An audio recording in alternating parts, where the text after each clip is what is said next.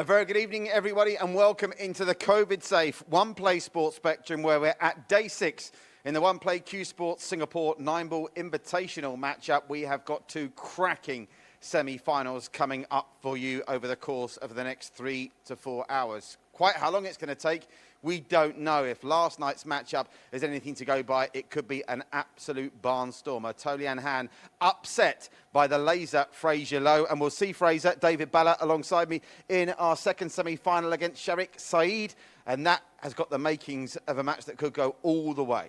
Yeah, that's right. I think among all the 4 players, it's going to be a tough match, and all the 4 players are really good, and whoever takes it, whoever takes the chances, we'll go to the finals. Now, in the quarterfinal stage, it was a race to 7. Now we move up to race to 9. Speaking as you do as an experienced professional player yourself, you were ranked 6th in this tournament. Unfortunately, went out in the quarterfinals. Do the players prefer playing a race to 9 rather than a race to 7? Oh, definitely. They will prefer a race to 9. It's a longer race, and you race to 7 is really a short game. So race to 9 will really determine who's the best players, that will make it to the finals. And if you're Sharik Saeed on seedings, you'll go into this one as favourite tonight, our second semi-final. But now Fraser has come from 3-0 down to beat Tolian Han. He's not going to feel that he's beaten at any point. Sharik will really have to put this second semi-final to bed before he can claim a place in the final. It's a difficult one to call. Yeah, definitely. I feel that Sharik still has an advantage because he has been competing overseas, and he has been very familiar with the table. And so far, I think he has the best performance in terms of the ball run. So it really boils down to Fraser being calm and to play his game, So I wish all the very best to Fraser and all the players. Yeah, the second semi-final promises to be a cracker. Sharik was absolutely flawless in demolishing Steve Fong. And then, of course, as we've already said last night, Fraser Leow's performance in getting the better of Tolian Han was nothing short of sensational. Singapore's number 2 seed and Singapore SEA Games legend out at the quarter-final stage. That's our second semi-final, which will follow immediately after our first, that sees the golden boy of Singapore Cuesports, Aloysius Yap, taking on a man who you know only too well because Desmond Go got the better of you on Wednesday night in your quarter-final. Aloysius obviously was absolutely sensational in beating William Ang, but you must have seen in Desmond Go's game on Wednesday hints that he's going to give Aloysius a tough time tonight. Yeah, I believe he has been practicing hard the past few days to play against our giant, which is Aloysius, because he is really good. Aloysius is... His mistakes are really a lot lesser than all of the other players. But Desmond, I think he's got it tonight, and he's going to put a tough match. It's going to be a close match. Now, David, it's my first chance to be able to talk to you during this coverage. We've been repeating it ad infinitum throughout the week because we mean it. One Play Sports are delighted to be able to team up with Cuesports Singapore to bring you the first live sport post-COVID breaker, a circuit COVID breaker in Singapore. It's been brilliant. The Cuesports Singapore team, Chris Chua, the president, Lily QH, you've all been great to work with. But from a player under the guidance of the president and under the Cuesports Singapore banner, how important is it for you to get tournaments like this a regular occurrence? I think it's really important for us to have this kind of exposure, as we don't have it much of it in the past few years, and I think it will really help the players to pump up and get to practice certain shots after the match to prepare themselves for overseas tournaments. And it is a really good setup, and I really like the lightings, the tables, the balls, and looking forward to more of this in the future. Yeah, Cuesports, one of those sports like so many that when you watch it at home, it seems easy to do, but believe me, even not as a player, I can feel the pressure out here, and you're going to see some nerves jangling over the course of the next 3 to 4 hours. Last thing from you, David, before you get ready to join me on commentary a little later on. A prediction for the second semi-final first. Sharik, in his match, what do you think the score is going to be against Fraser? The score, 9-5, 9-6 to Sharik. Okay, and in our first semi-final, which is coming up in just a couple of moments' time, is there any way that Desmond Go can beat Aloysius Yap? What's the correct score in that one? I would predict if Desmond plays well, it should be a really close match. And I would say about 9-7. 9-7, okay. Well, that would be an absolute That's how much confidence I have in Desmond as well. Yeah, that's a good sign for Desmond Go. We'll get to see him in just a couple of moments' time. And many thanks to David. Let's remind you of how the bracket looks as we are now down to the final 4 in the One Play Cuesports Singapore 9-ball invitational matchup.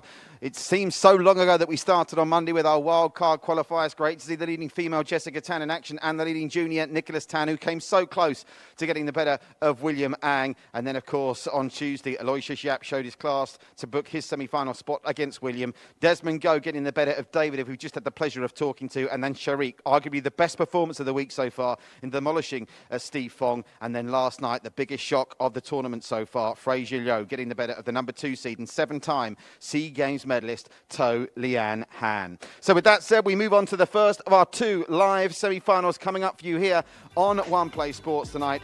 It is a matchup between the number 1 seed, Aloysius Yap, and Desmond Go, the number 3 seed.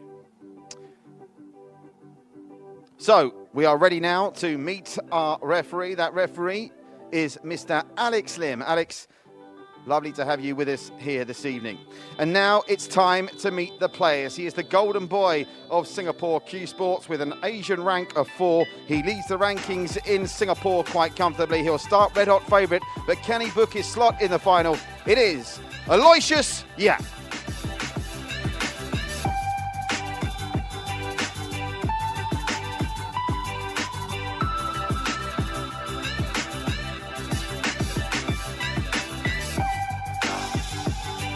Aloysius, a left-handed player sponsored by Meze Cues and the Q Shop. That Singapore ranking is well earned.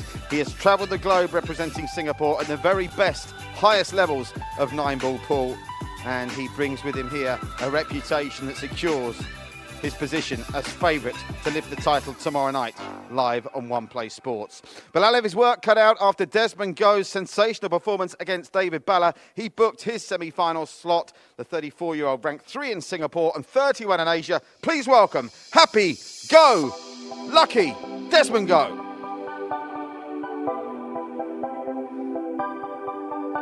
So Desmond, a picture of concentration as he enters the arena. Understandable for both players that nerves are going to kick in here, but Desmond Go at 34 years of age, he's got the experience to handle it. He is in the top 32 in Asia. He's a 2018 national 9-ball champion as well, so he knows how to do it when the pressure is on, and he's got significant high place finishes as well in the Asian Championship.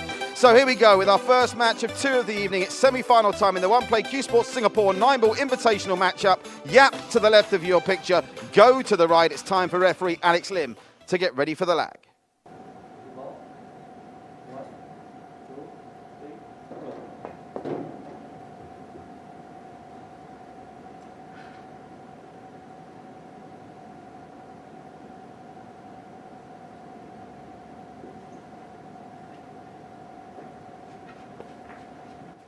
Well, Aloysius wins the lag by the narrowest of margins, and he'll be a little bit annoyed, Desmond. He was very, very close to picking up that lag, which would have given the honours of breaking off in this semi-final, David, but not close enough, and the number 1 seed with the advantage straight out of the gate.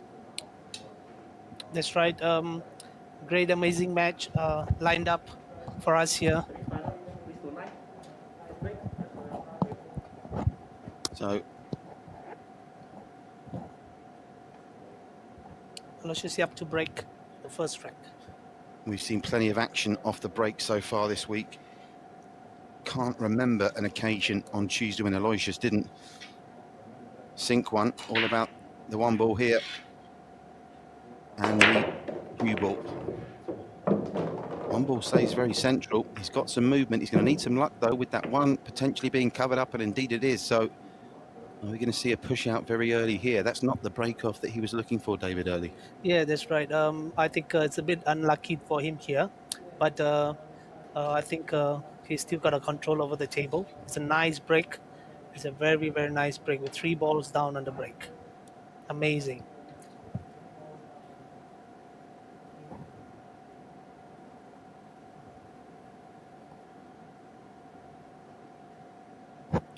So as we wait to see the shot of choice here, he's looking at the angle. He can't seriously be contemplating taking this on. Going for the pot off the cushion. He's taking this on. This has to be absolutely spot on. Can only see a fraction of it. and don't think he had the angle for the pot, and I'm not entirely sure. Well, I suppose he's played it as a bit of a shot to nothing, but can Desmond see enough of this one to look at cutting it into the top left-hand corner pocket? A reminder, we are live on Facebook here in One Play Sports Land. We've got Indonesian Bahasa commentary in One Play Sports Indonesia. If you want that, you can join our top commentary team of Tava and Jacob for commentary in Indonesian Bahasa on One Play Sports Indonesia. For the rest of the world, you'll be getting David and myself in English. And do drop a message in the comments section, and we'll give you a shout out throughout the course of what we think is going to be a quite long but an enthralling broadcast tonight, as Desmond Go strikes first blood. And that was an impressive start. And how's he looking now as he turns his attention to the 4? It's a tester down the rail early for him, but certainly nothing wrong at all with his one opener.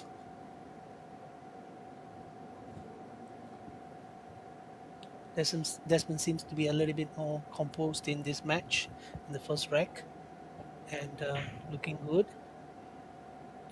Looks like this rack is going to Desmond. Just a little. Keeping an eye on that cue ball there, which is going to leave him a bit of a tester on the 5. Needs to be careful with the cue ball off this as well, so he's got a couple of things to factor in before he can chalk this one up. Big shout out to Kevin Kilbane Tan. Matt Luther Cook has been a regular viewer. Mr. President Chris Stewart is with us, as is Aluba Marcial. And a big shout out to King Noesa, who was with us, as well as Lim Hong. Amazing control by Desmond Go. Siva Kuma Menon and JT, Julian Tuig, part of the One Play Sports family, working on that exciting HSBC Sevens project, which you'll be hearing more about in due course, and as One Play Sports goes from strength to strength. And of course, we're delighted to be bringing you the first live sport post-COVID breakup here in Singapore. Well, very Aloysius Yap-like.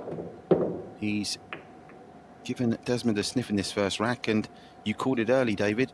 He's now just a decent positional shot away from wrapping this up with the 9. Yep, definitely. I think he's a lot more composed in this game, and he's keeping the shots as simple as possible. You know, he's going to play about 3 rails for the 9 ball. Needs the cue ball to run just a little bit. He wanted it to run a bit further than that, I think it's safe to say. He's ended up in no man's land. Now, what do you do here, David? You've got to take this on. He's going to have a think about it. He's going to take it. It's just a preference of which pocket he's going to go. I think probably he's going to go for the pocket that's on the right-hand corner, using hand extension to be more comfortable with this shot right here. Well, there's the sign of the nerves that are inevitably going to be coursing through the veins of all 4 players tonight. Desmond had done so much good work to get up to the 7, but the positional shot was just not there, and this would be a killer blow if he can't convert this. Of course, the trouble with taking these shots on as well is you've got to just be cautious about scratching the cue ball. If you're going for a thin cut, and he's having a long think about this, I haven't seen the extension call, but looking at my watch, I'm sure he has called it. Yep. So he's going for the left-hand corner pocket. Taking this on into the bottom right-hand corner. Big shot this at the start of the game, and he executes brilliantly. And Desmond Go made life difficult for himself a couple of times there, David, but he gets the job done. Definitely. I think he's got it today. He's got it today, and I think first rack goes to him. He deserves it. Let's see what happens from here. Next up, rack 2 is going to be broke by Desmond. Yeah, that's right. Yeah, it was Aloysius that won the lag, so Desmond's going to get a chance to consolidate that break of serve, if you like, as we give you another reminder that Indonesian Bahasa commentary is available live and exclusive on One Play Sports Indonesia. Tava and Jacob, our top Indonesian team that have been bringing you the commentary throughout the course of this week. Great to see so many of you watching. Do tell us where you're watching from. Feel free to have your say on the games. And David and myself, if you've got any questions relating to 9 ball for David, I'd be more than happy to put them to him, as our referee Alex Lim gets the rack ready for Desmond to inspect. And Aloysius Yap, the golden boy of 9 ball, is going to have to come from behind. And you know only too well from Wednesday, David. Once Desmond gets into the swing of things, he can be a very hard man to peg back. Yep, definitely. Once he gets the break, I think it's going to be a little bit difficult for Aloysius. But based on Aloysius' experience, he will still be composed. You know, take up the next few ranks on the break. Aloysius Yap has taken on some of the world's best players in recent years, so he won't be fazed by the environment. He won't be fazed by Desmond Go. He'll certainly respect him. But straight off the bat, he's making life difficult for himself. And the important thing for Desmond, having won that first rack, was to consolidate with a great break-off shot. And a great break-off shot he has got. He's got a decent shot on the 2 here. The problem he's got is obviously the 4 is being messed around by the 5 and the 7. But he should, with a good positional shot, assuming he can get that cue ball to the right-hand side of the table, try and take this next ball after the 2 down the rail.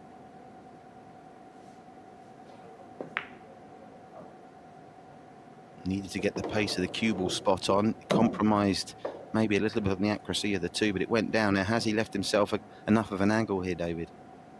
I probably think it's a little bit tight. The angle is being slightly blocked by the 5, so probably he has to play a little bit of a spin, of a left spin, to throw the 4 ball in. As you can see in this rack, I think the tougher shot is actually the 4 ball. Once he gets the 4, it shouldn't be a problem for him to win this rack. Unkok Chai is with us watching in his taxi. Hope you're safe and well, Unkok Chai. Hope you're also stationary. Please don't watch and drive. Hope you've pulled over to watch this action. And also Chloe Ling Shooting is giving Desmond Go the props for his first rack win. He used the extension in the first rack. He used it in the second as well, taking his time. He does appear to have the angle, but we've seen a couple of times these shots down the right-hand rail go awry for players. And of course, when you're playing Aloysius Yap, David, you know, if you make a mistake in a rack, it tends to be your last one. Definitely. So I think it's going to be a good shot by Desmond. Well, he opted against it and decided to play safe, and that's a measure of the respect he has for Aloysius, and he'll be disappointed he's not got full ball coverage there. I think Desmond can see this full ball, in which case he's handed the initiative back to Singapore's #1 player. Oh, definitely. I think Aloysius is going to play a safety on the 4 ball. Nice attempt right there by Desmond Go. Shout out to Stephen Munn, who's with us. Also, lovely words from Josiah Yeo, who's with us on Facebook. Keep the comments coming, folks. Don't forget to join us throughout tonight for our first semi-final with Sharik, Saeed and Fraser, Leow still to come ahead of our grand final tomorrow, where tonight's 2 winners will meet each other in the battle for the 1,000 Singapore dollar prize in a race to 11. We're race to 9 tonight, remember? That's right, race to 9. I think he's going for the 1. He might probably be going for the 2 cushion shots. Well, Aloysius, unable to see enough of it, gets the connection. He needs some help here.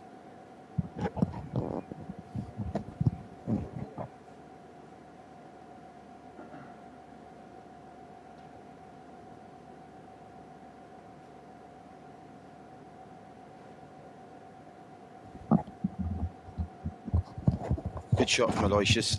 Had to be very, very delicate, and he's left Desmond with a conundrum. So it's amazing how quickly fortunes can change in this game, isn't it, David? Because all of a sudden, Desmond, with that brilliant break-off in the second round, looked to be firmly in control of the match, admittedly early stages. Wow, what an amazing shot by Desmond. This is definitely an experienced shot, you know, to play. And he is really taking control, total control over the table right now. This is really a real tester for Aloysius, as let's see what he has got for all of us. Yeah, it's the beginnings of maybe what could be a protracted safety battle. No problems with the other 4 balls left up, but the battle to be the first of this 4 is beginning to hot up. Aloysius, I'm assuming, is going to look to keep the cue ball in the position where it makes contact with the 4. He's going to try and send this 4 ball up, maybe behind the 9. It's difficult to think what he's trying to do here, and he's hesitating, then gets down and very quickly he's going to get on with this. All eyes on where the 4 ends up here. But he's gone the other route. He'll be happy enough with where he got that cue ball still spinning there, frozen against the bottom rail will do him, because now Fraser's got a big distance between cue ball and object ball. I think we can expect more of a safety play in this semi-finals, as Desmond has really got good ideas in safety plays, as well as Aloysius, and we're gonna have fun time, to watch them break a run and to play lots of safety. This is what's pool all about. Yeah, it's not all about the big spectacular banking shots and the flashy hard hitting. It's a game that, particularly at the top level, and that's what you're watching tonight live on One Play Sports, can be tactical, as Desmond tries to bury that 4 behind the 9, hasn't got it full ball, and I just wonder whether Aloysius might be tempted into taking this on. It's far enough off the bottom rail that Aloysius might think about it, although there is an easy safety for him here because he can plant that cue ball behind the 9 and send the 4 back up the table. What would you do in this situation, David? I think if I'm able to see the 4, I would go for the pot and run the cue ball at least about three rails, just right past the 7 and the 5, back towards the center pocket. And I think he's going for the pot right here. Just one tough shot for him to take to win this rack. I think they've both already used their extension in this rack. Such has been the intensity of the safety battle. A reminder, each player has a maximum of 7 minutes for one timeout call during the match. We haven't necessarily seen all players use both timeouts in this contest, as Aloysius looks to be taking this on and took a little wobble. He didn't want the messing around in the middle jaws of the right pocket, but it's worked out okay for him, hasn't it? Yeah, definitely. I think he played it a bit too thin on the 4 ball. That caused him to close the angle and hit the jaw of the center pocket. If he had bought it thicker, probably he would hit right before the center pocket and run 3 rows for the 5 into the center pocket. Well, Aloysius Yap, it's far from plain sailing, and already it's looking like a much difficult operation to get the better of Desmond Go than it was to get the better of William Ang in his quarter-final on Tuesday, but he is a couple of good shots away here from being back on track. 6 is up next. The control of the cue ball was so evident on Tuesday, and this is a relatively straightforward 7 to 9 positional shot. We saw Desmond leave himself a little bit stranded on the 9 in the previous rack, recover to score. This is as straightforward as a winning shot gets in 9 ball, and just like that, we're all square, David. That's right. What a shot by Aloysius on the 9 ball. This is what Singapore players are all about. They are really taking every single opportunity they have to play their best and win. Right now the score is 1-1. Race to 9, alternate break. Yeah, race to 9, which of course means there'll be a maximum of 17 racks in this semi-final, and the way it started, who'd bet against it going the whole way? Aloysius breaks back after losing the first rack off his own break. He'll get a chance now to try and see action. Who's the hardest breaking pool player in Singapore? Who gets the most action off the break? Oh, I'm not sure about that. Probably might be me. No, just kidding. We do have a few heartbreaking players in Singapore, but they choose to control the cue ball. They choose to break it softer. Thanks to all our sponsors, of course, Eden Resources. Great job they have done working with President Chris Stewart to get us the prize fund. Andy Billiards and Cloth. The cloth on this table has been praised by all the players. Thanks to Dominic and Uncle Paul at the Q Shop, who spent a large portion of last Saturday rigging the table, and it's helped make this a very special venue for the first live sport post-COVID breaker. And those marvellous green chairs you see there, they're provided by our friends at 42, who do give us some excellent bits of furniture and upholstery to furnish our sets for our various shows, be it with the Sports Singapore and now, of course, Cuesports Singapore. Aloysius to break off in rack 3. And again, plenty of action on the break. That one a little bit too close to the right middle. And Referee Alex Lim satisfied with the break. I'm not sure Aloysius will be. He's got difficult cueing here if he wants to take this one on. Doesn't like it. He's not been happy with either of his break-off shots. Oh, definitely. Aloysius. His break is usually the cue ball is the center of the table, so that he can either play the 1 or the 2 ball, and he's been practicing the break all the time. Josiah Yeo says David Balla is the hardest breaker of them all. He's a heartbreaker. You a heartbreaker, Josiah. David? Josiah Yeo is. You're not one of these. You're not one of these cue stick carrying Lotharios, are you? I love the word authority. We need to really take authority of the things that we own and the things that we are good at. You know. That one ball had to think about it before it dropped, and again for the second consecutive shot, his bridging and cueing is going to be a tiny bit hampered. Not found his groove yet. You see the 3 is next, followed by that 4 and 5. So the next 3 balls he's got to deal with are all within, what, about 6 inches of each other in a triangle. Of course, he practices these kind of situations morning, noon and night. He's not taking any chances with the 3 and the 4. Is he just going to stun this and hold for that 5 into the bottom left-hand corner pocket? Will he look at the middle? The only real issue he's got is that 7 hard up against the right-hand rail.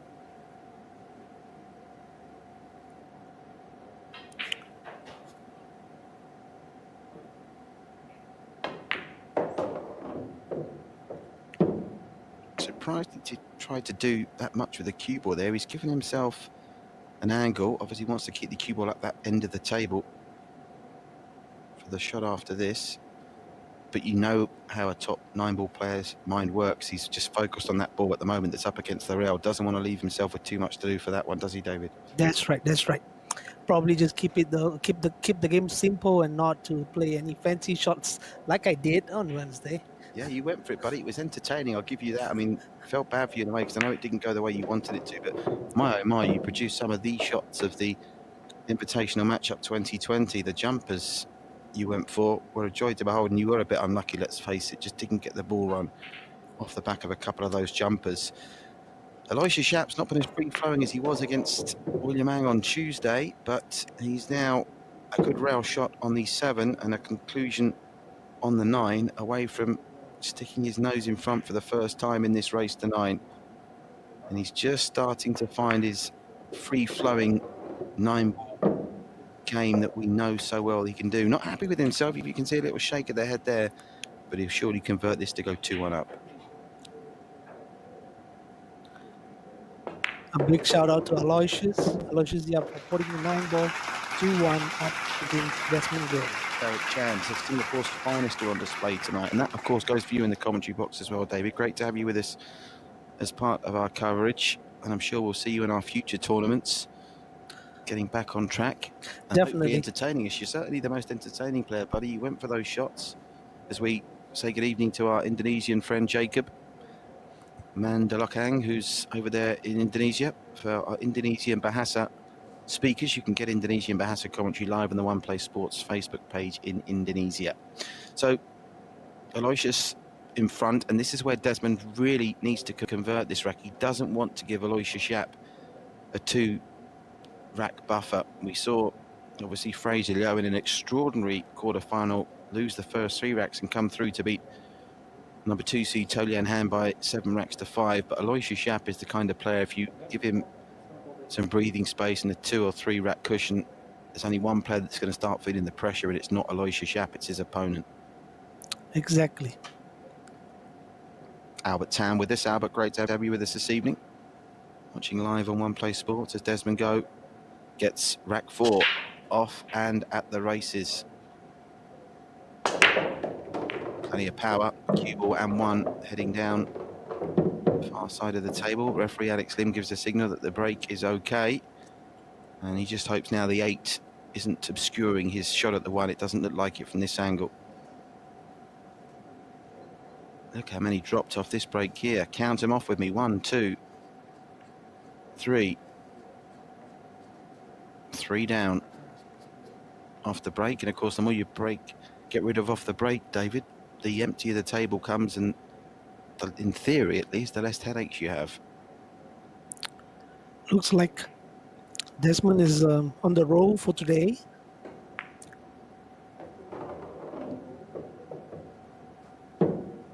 You know, I've known Desmond for a long time, and I really feel like he's a man that, keeps going. He doesn't give up. Relentless. Yeah, he's relentless. And Tim Queck with us on Facebook cheering on Desmond Go as well. He seems to have his fans here, Desmond Go. He won't be a fan of this bridging, I don't think. He's had to get the equipment out, using the rest side on. Delicate little shot this for Desmond Go. Needs to get back up for that 3 ball, and does so. Needs to be on the right side of this 3 as well. amazing shootout by both players today. More to come. One thing's for sure, it's not going to be as easy a night for Aloysius Yap as it was on Tuesday against William Ang. That much is evident already. He's going to have to be his very best to see off Desmond Go here, and we're seeing evidence of why Desmond Go came into this as the number 3 seed in front of even Sharik, Saeed, Steve Fong and yourself, David. Remember our second semi-final that follows this live on One Play Sports tonight, number 4 seed Sharik Saeed against number 7 seed Fraser Leow. Here's another one of those testers down the rail, which he dismisses quite easily. Now where's his cue ball? He's had a little bit of an issue in the first rack judging the pace of the cue ball when it comes to the middle. And this is one of those little testers, isn't it, where you're worried a little bit about where the cue ball's going off the 8. Definitely. And I think he's going to keep it simple by playing just a 2 cushion for the 9, just right before the center pocket.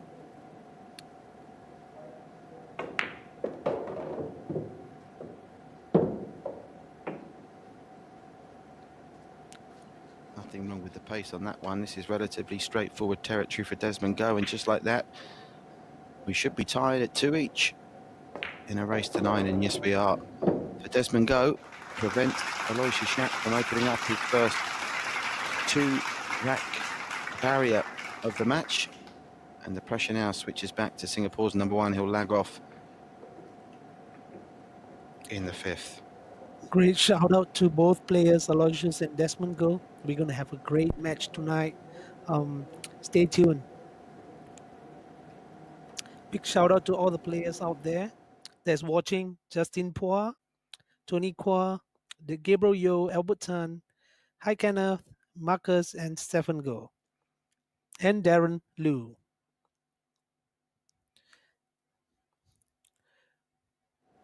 Thank you for tuning in to watch us, our top players in action, right here at Kallang Theatre. Yeah, great venue this. If you are familiar with Singapore, we're in the heart of the Singapore Sports Hub, this incredible sport complex that's coming up to a decade old now, and the Kallang Theatre, which has actually been out of commission for some time now. We're in what was formerly the National Youth Institute of Sport office in the bowels of the Kallang Theatre. It's a marvellous venue that we worked together with Sports SG to convert into a media facility with COVID in mind, to produce some amazing programming for Singaporeans, and of course now we're delighted to take that programming to a wider audience, and of course be proud to say we're the venue for the first live sport post-COVID breaker here in Singapore. Aloysius Yap to get us underway in rack number 5, in a game where both players have lost their own break already. And again, the cue ball from Aloysius, not what we are used to seeing, and once more he's left himself a horror of a second shot off the break. I think at the moment Desmond Go is a slightly more control of the break compared to Aloysius, but as we all know, Aloysius being the golden boy, he will definitely get his break. But talk us through the break. We hear so much of the importance of it in 9-ball, and obviously you players practice it religiously. We've seen him break off 3 times now. He won't be happy with any of the 3. So what's going wrong? Is it just a fear? Is it just getting your muscle memory back? What could be going wrong? Probably is.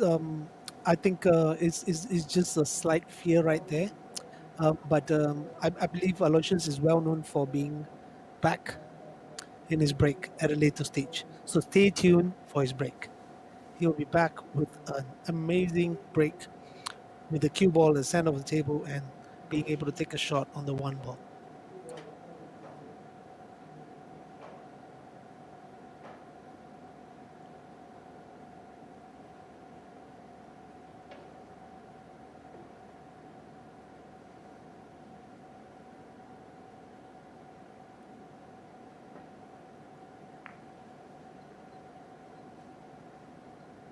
There's Aloysius inviting Desmond to take this on or put the champ back in.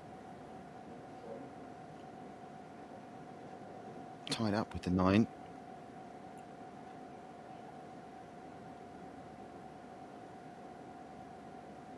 So having a serious think about this.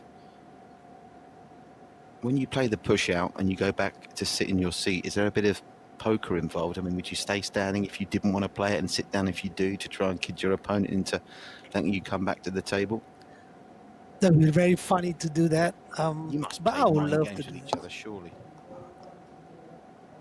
I said you must play mind games with each other, surely, when you're out there. Definitely, I would love to do that when we practice, but not in a competition. Well, Desmond Go says to Aloysius, that was your push out, mate, you deal with it. And now Aloysius.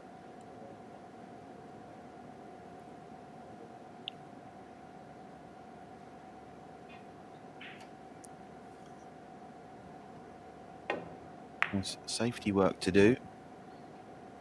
There's a danger of the kiss there. Now, of course, there's no gap for him to send the one to the right middle pocket. And the issue he's got here, well, he's got a... Would you look at the combination 1 onto 3, or is that too risky? I would feel that it's too risky. Definitely, Desmond Go is thinking of going for the. He might even go for a two-way shot to try the 3 ball, or he might just knock the 3 ball with the 1 and play a safety.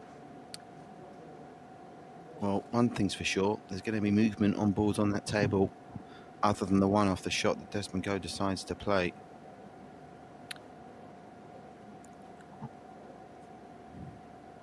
Looking at the shot, probably he's going to use the 1 to knock the 3 and to stop the 1 ball and the white ball to go 2 cushion right behind. Was that number 4? Yeah, I think it's the 4 ball. He's looking, I think, this 1 onto 3, seeing if it pots, you know, because with the angle of the cue ball, there's an argument to say the natural reaction of the 3 might be to go into that bottom right-hand corner pocket. That's, I think, what he's looking at. And can he play it in such a way that he's not necessarily going to leave himself in any bother? If he plays it slow pace, the 3 might cover the pocket. What's he playing? We'll find out now. Well, I think you might be right, David. I don't think he necessarily went for the pot. But he needs some luck here, and he's not got it. There's a shot on the 1 here, staring Aloysius Yap in the face. The way he played that, I wonder whether he was caught in 2 minds there to try and sink the 3. Because, of course, when you look at how the balls have finished up, if the 3 goes down there, he's very much at the races as it is. Aloysius Yap's been handed the initiative, and these are the kind of chances the Singapore number 1 usually gobbles up.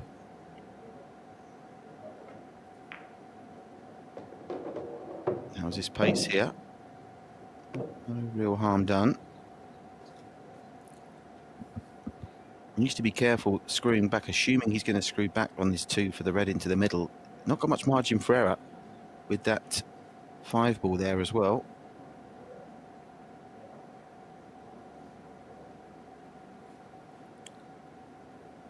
Would it be nice for him to play a 2 cushion to take the 3 ball into the center pocket? 2 cushion for 3 ball in the center would be pocket. impressive, and he's capable of anything. We know he's got masterful command of the cue ball. I wonder, sometimes it's easy to overthink it. You guys are so professional, so capable of any shot. Sometimes I think maybe you overcomplicate matters. He's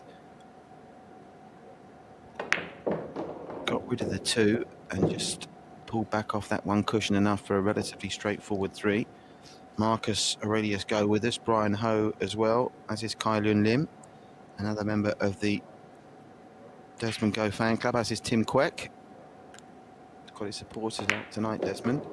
But it's Aloysius Yap looking to regain the lead here in this race to 9, the first semi-final in the one-play Cuesports Singapore 9-ball Invitational Match Up 2020.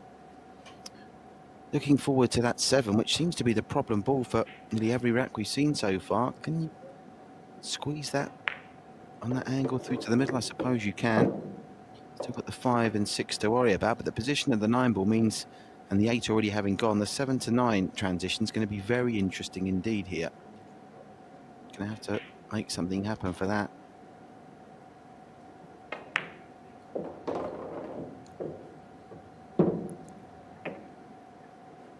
He's got a good angle here, isn't he, to come off the rail and just nestle up right behind that 7. And then I'm assuming he'll be trying to get into the bottom of the cue ball and come back for the 9 along the bottom rail. Big positional shot this, to keep it simple. That's right. Actually, if you realize the 4 to the 5 that he played earlier, I think many players would have played a draw shot to take the 5 in the center pocket, but he's just keeping the game simple, and he's just connecting the dots to win the game, to win the rack. Just screwing back on that cue ball to leave himself a relatively straightforward 9 along the rail. And for the second time tonight, Aloysius Yap will have a chance to take the lead. And he holds throw on his own break. And it's 3-2 Yapp in a race to 9. And your prediction at the start, David, at the moment is proving spot on. I think casual viewers have seen Aloysius Yap in sparkling form against William Ang and think, well, it's only a matter of how many he beats Desmond by at the moment. Desmond is giving him a run for his money. Aloysius Yap needs to keep his eye on the prize here. Just to remind you, the audience effects you're hearing are artificial, just to give us a little bit of a atmosphere for you watching at home. This matchup, invitational matchup, if you will, it's being carried out under strict COVID protocols. David and myself wearing masks. The players are wearing masks. Our officials, our referees wearing masks, and we are operating with a skeleton crew led by our deadly duo of head of production Nitin Nambier and technical director Sam Jeeva.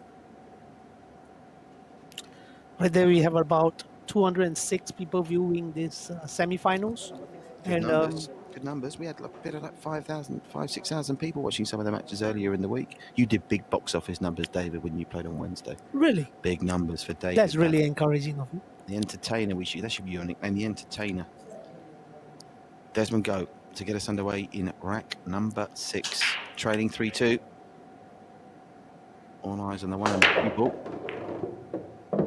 Cue ball staying very central. 8's gone. And he's got a shot on the 1.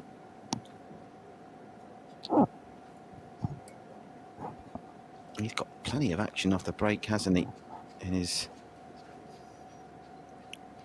now 3 visits to break off. Absolute perfection break by Desmond.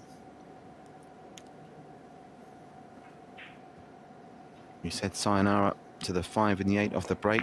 The 1 follows immediately afterwards, and again straight away with these players playing in fine form. We've not seen any.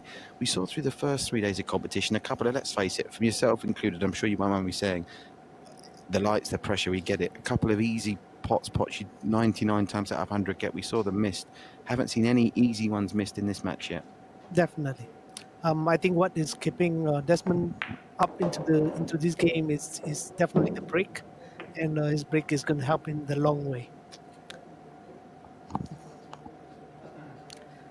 I do see words on the backdrop. It says One Play Sports, connecting communities, creating heroes. Can you tell us a little bit more about that? I certainly can, David. Many thanks for asking me.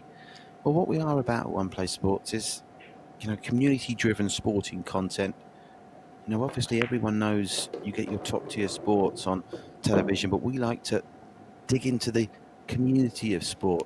We want to get to grassroots and give sporting stars, both young and old, a platform that they might not necessarily get. So, for example, that's why we're working with you guys to try and bring Cuesports to the fore in Singapore. We were very recently over in Dubai covering a under 13s youth football tournament with representatives from the likes of Barcelona, Real Madrid, Bayern Munich, Arsenal, and indeed clubs around Asia. The company were honoured to be part of the production service for the recent SEA Games in Singapore, where amongst other sports we covered was the rugby and the netball, and generally helping build the community of sport through our coverage on our Facebook page. And as you can see, we've already built a lovely community with the Cuesports friends that we've made over the course of this week on Facebook. Malcolm's with us now. Malcolm Tiak, Crispian as well. Good to see you, Crispian, with us. I know you've been with us a couple of times this week. These 2 players we're watching have been with us a couple of times this week as well. Both mightily impressive in coming through their quarter-final matches. And at the moment, Looks like we're set fair for an absolute nail-biter here as Desmond Go is matching Aloysius Yap. Quality shot for quality shot. 7-9. For the second time now in one of his racks, he's given himself a lot of distance to cover with the cue ball, but he's absolute perfection there. And we're all square once more, surely, at 3 each here. Desmond Go, hold serve. Thank you so much, Patrick, for explaining to us about One Play Sports. It's a pleasure, David. Any questions you've got, buddy, you fire away. I'm an open book here. We're very proud of what we're creating here at One Play Sports. Got a great team. Principal presenter Duncan Elias. We also, of course, have a great team in India. Must also say Happy Independence Day to all our Indian friends. Our head of production, Nitin Ambier, has Indian ancestry. He'll sure be celebrating Indian Independence Day today. Quarterfinals race to 7, semi-finals race to 9, the finals race to 11. Of course, we've said goodbye to the quarters tonight. It's the semis tomorrow. It's the big one. No closer to knowing, though, who will be the first of tonight's 2 players to qualify with this semi-final in progress. 2,300 Singapore dollars in the prize fund. You got some of that, David, not as much as you'd have liked going out of the quarters, but at least you got a little bit of money. That's right. To buy your girlfriend something nice. I'm so sad. I do not have a girlfriend, but... Don't you? Yeah. Well, maybe, yeah, listen, maybe, we're not only connecting communities and creating heroes, we could be creating some romance here tonight. That's you should have lovely. seen him last night. The girls were all over Sharik on commentary. So maybe if there's any young lady out there that, if Cuesports gets your pulse racing, David Ballard, one of the top stars of the Singapore Cuesports scene. He's single, ladies, and ready to mingle. Aloysius Yap gets rack 7 underway. Yeah, happy Independence Day to all our Indian friends. Our principal presenter in India, not to be confused with the principal presenter in Singapore, that's Duncan Elias, but principal presenter in India is Anubhav Jain. All our friends there, Neha, of course, the wonderful Ayaz Memon, a bastion of Indian sport is Ayaz, and I haven't left anyone out from our team in India. I hope you're celebrating Independence Day there. Cuesports very big in India. I've been fortunate enough to work with World Snooker in India on the Indian Open. Of course, they've got Pankaj Advani, multiple-time world champion. Aditya Mehta, a lovely chap as well, who's mixed it with the best in the professional snooker ranks. Matt Luther Cook says, Bala spends too much time playing pool and eating prata. He's got no time for the ladies. That's a bit harsh, Matt. My, oh You're my. absolutely right down there, Matt. This event really encourages me to motivates me to exercise after watching myself in the video. You were fine, So buddy. it's not just about playing pool, but it's really keeping yourself fit. Well, it's interesting you say that because I'm obviously good pals. We've had him on the Wall of Fame, the One Play Sports Wall of Fame with Sean Murphy, and he's had issues with his weight. I think he's bigger than he'd like to be. But, of course, when you're playing games like this where your build, if you like, doesn't really play a factor, and a lot of the time you're dealing with muscle memory, sometimes if you lose a lot of weight or put a lot of weight on, it can mess around with the mechanics of your cue action. I mean, it's a bit like a golfer. If he loses a lot of weight, the mechanics of his muscles are going to change with the action, aren't they? So you have to do it Definitely. carefully and I measured. think it will change a bit because as I was playing on Wednesday, it has much of my cue didn't really go straight on the shot. And after watching the videos a couple of times that particular night, I've decided, probably I should work on some exercises to lose my weight, Okay. and Nice. It's good to see, buddy. Well, best of luck. By the way, I can help you there because you were asking about One Play Sports. We've got a whole bouquet of fitness shows that have been broadcast over the last 3 months, so you should get yourself stuck into the One Play Sports library. Ooh.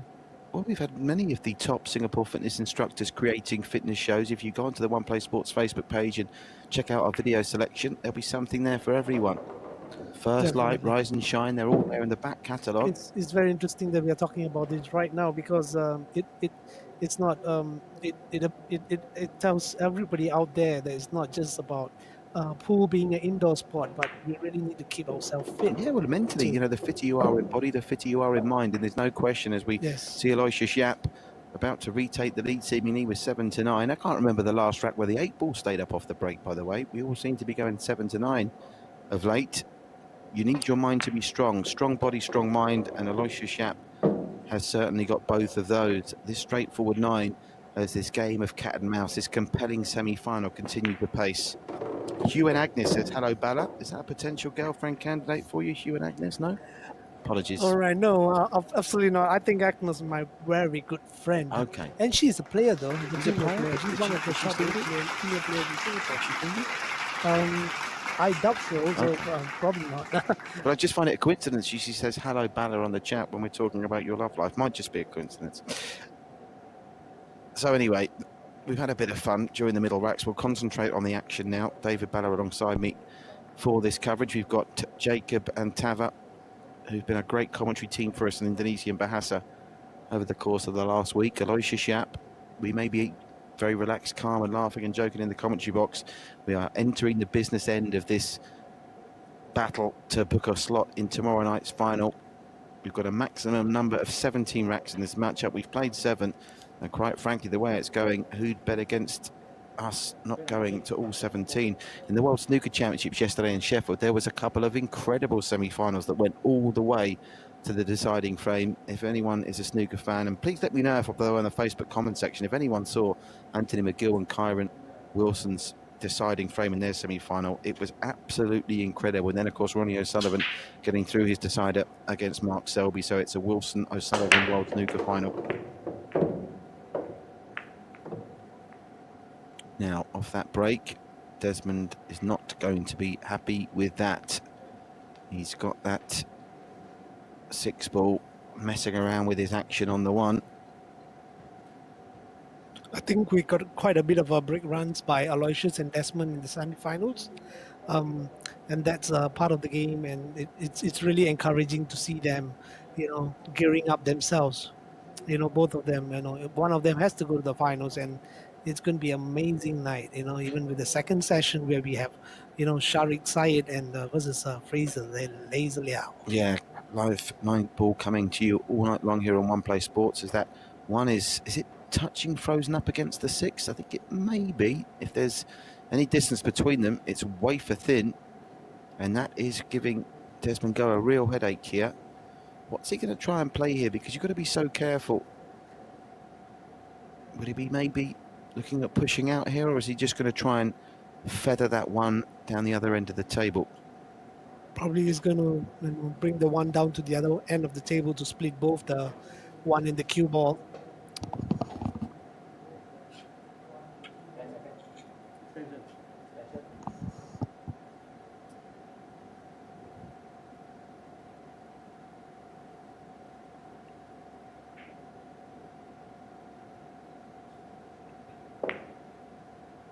Well, he does just that, sends the 1 off a couple of cushions. He's trying to bury it behind the 9. Is it just sticking out, though? I think he might have got full ball coverage here. It's a relatively easy swerve shot for Aloysius to make contact, but of course when you swerve it, you've got less control over what's going to happen next.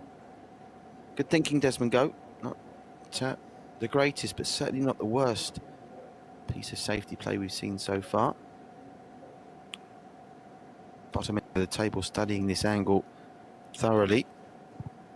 Oh man, this particular angle reminds me of whenever I play with Aloysius.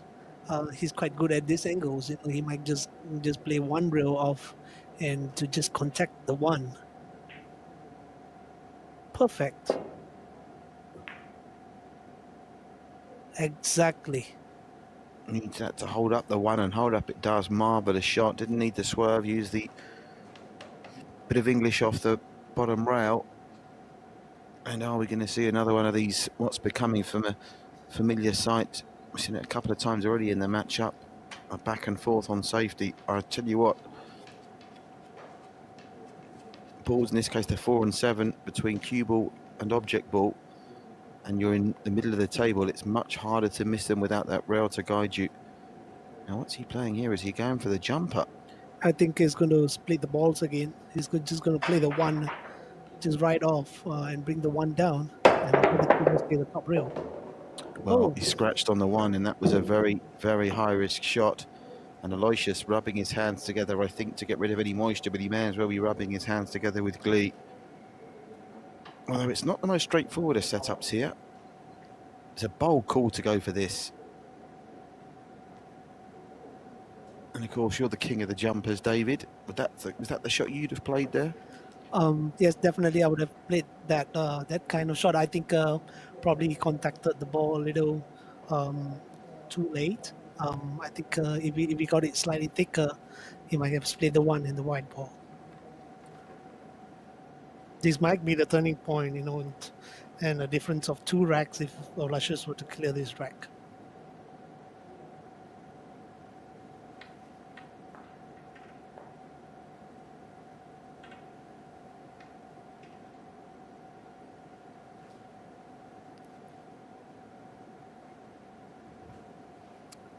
Well, obviously that 3 tight on the rail is giving him slight cause for concern.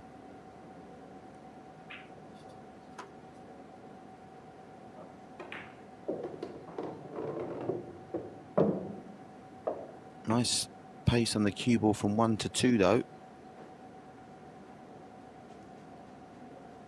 Just a slight bit of spider on the cue ball, the 2. Not happy with the bridging, but he'll be happy with the position because it's going to give him the natural angle to get right behind this 3 ball to get rid of it down the rail. Doesn't want too much of a bounce. That's just about okay. But bearing in mind where the balls are situated here, if he can go coast to coast from this position, I think that'll be the most impressive clearance of the match so far. Not straightforward, any of this from now on in. Needs to get under this cue ball now. Well, he's not trying to do too much with that. Now he needs to transition from 4 to 6. Again, found himself a nice natural angle. This is impressive. This is Aloysius Yap at his best. One good positional shot away here from making what looked like a nightmare of a table all of a sudden appear relatively straightforward. And are we about to see Aloysius open up a 2-rack break for the first time in this semi-final, David? It's looking like it, isn't it? Yep, that's right. Standard's been incredibly high, hasn't it? I mean, we really are seeing the creme de la creme. That's right. Singapore 9-ball here, as you'd expect with 1 seed against 3 seed. It really takes a lot of practice for them to be able to be at this semifinals, and Aloysius practiced long hours, and he's really a great young encouragement to all the athletes out there who wants to learn how to play this game. He started at the age of 9, and he really, he has been really into the game and has been practicing, watching a lot of videos. Even during his meal times, he will watch videos, YouTube videos, and really practice those shots. Well, I was speaking to him earlier. He's very kindly going to come into the One Play Sports studios on Tuesday to record an episode of our Wall of Fame, and he's exactly the kind of people that I want to speak to because, he's sacrificed so much for his sport. And because let's be clear about it, Cuesports doesn't get the same mainstream attention as what you might call traditional sports. But what he's done with Singapore, and as Tolian Ham with his incredible SEA Games record, they are proper athletes. He takes it seriously. He travels the world representing the Lion City State, and I think it's about time that he gets some recognition. Aloysius Yap, still with age on his side. You're talking about the number 4 player in Asia, a player that can represent Singapore all over the world at 9-ball and compete. And that man, Aloysius Yap, is now, oh my word, the 9.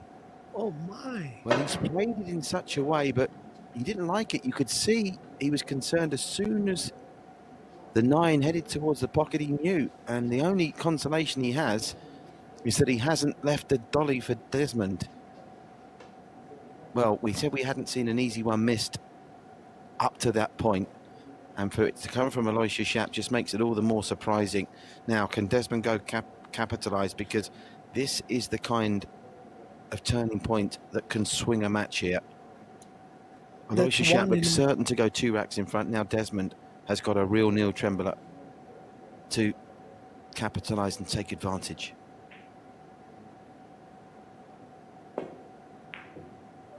And he can't convert either. He misses it by even further than Aloysius missed it. And now surely Desmond has thrown the chance away and given the initiative back to Aloysius. He's not going to miss 2 of these on the road, is he? No, I think he would be a little bit more careful with this shot. Well, he's taking his time, not rushing. I don't think you see Aloysius Yap. Admittedly, it's into the opposite pocket as the previous one. He ain't missing 2 of these on the spin, surely. But it just goes to show what pressure does. To go 5-3 up, Aloysius Yap. No messing around this time. And after a rare flap from the number 1, Desmond Go and able to take advantage. And by the way, just going back to that missed 9 ball, as we see the one that went down, just goes to show how professional he is. He actually did have the insurance that he sent the cue ball down the far end of the table, so if he had missed it, he wasn't going to leave Desmond an easy shot. So even though he was disappointed to miss the pot, more evidence there of Aloysius Yap's brilliance and having every angle covered. Thanks to Eden Resources, our title sponsors, 2,300 Singapore dollars, of which David Ballard has promised to buy me something nice to eat later for the share that he got of it. We have to thank Andy Billiard Cloth. Speed, durable, accurate. That's how you describe Andy Billiard Cloth, isn't it? Speed, durable and accurate. What 3 words would you use to describe Andy Billiard Cloth? Oh, my Andy Billiard is really fast. Well, 3 words. 3 words? Yeah. Fast. No, it's there on the speed, durable and accurate. It's there on their slogan. 42 are furniture friends who have provided us with those lovely green chairs. Very stylish though. I think I might be getting one of those for my residence. And of course, the Q Shop. Dominic and Paul, absolutely sensational. Sui Tran Tan is with us. Great to have you with us. Iqbal Yazid, he looks like a bit of a character. Do you know Iqbal? He looks like a bit of a character. Kieran Tan is a big fan of Ronnie O'Sullivan, the greatest of all time at snooker, no doubt. Kieran, I don't know how old you are, buddy. Kieran, tell me, are you old enough to remember Alex Hurricane Higgins? Do you remember Alex Hurricane Higgins? No, I don't. You're not a snooker fan, no? No, not really. I only watched Ronnie play. Oh, I love Ronnie. Alex Hurricane Higgins was Ronnie before Ronnie was Ronnie.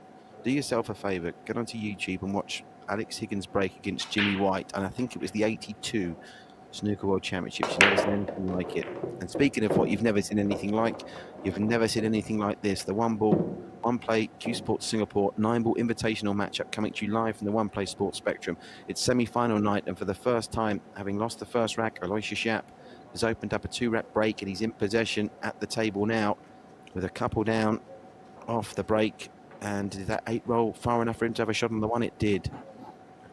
Probably it's going to be a break clear for Aloysius on this rack, as he's quite comfortable with the table right now.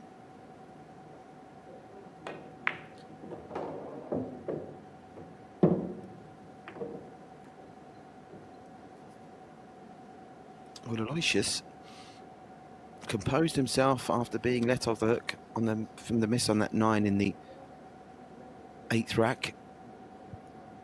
He strikes me as the kind of player, you obviously know him very well, tell me, he's the kind of player that I don't think makes the same mistake twice in a match. Oh, definitely. He does. He does? But No. does or he doesn't, you mean? Doesn't. Doesn't, that's what I meant, He yeah. doesn't make that kind of mistakes. Yeah, He's he a does lot make it more, as you once. can see, the previous rack, he was a lot more careful on the second 9 ball. And that what makes him stand out from apart. the rest of the players, you know?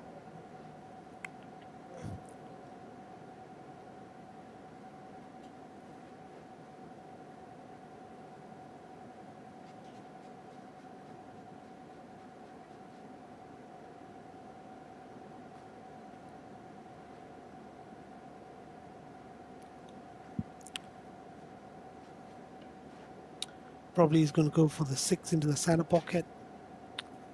So Yeah, he can have an angle for the 7. Matt Or Luther he Cook. might just play a stun out one cushion. Matt Luther Cook remembers Alex Higgins. Great player, Matt, I'm sure you'll agree.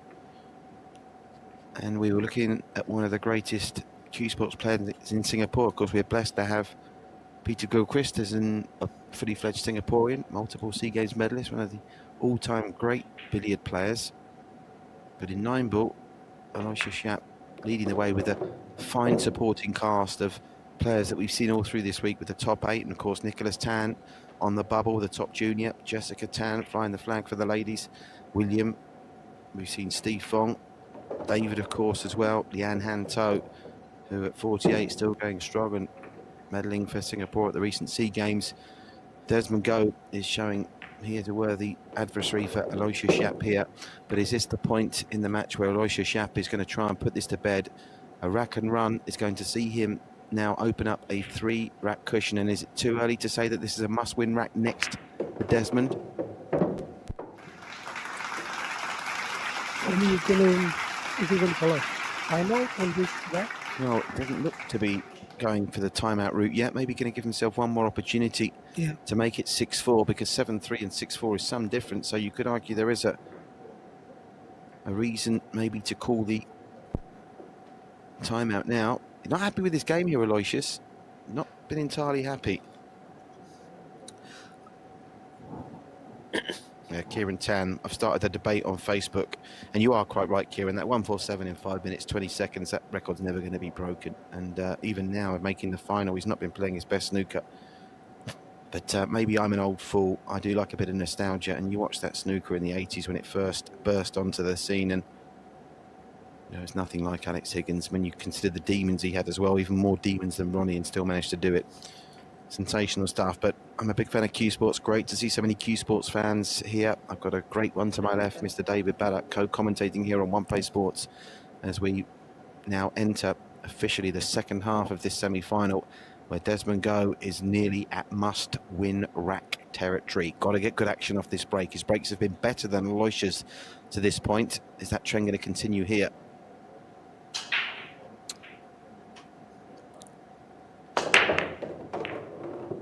Well, he's not very happy with the cue ball. Is he going to be happy with the one? Not entirely. He's got a shot, but it's not straightforward.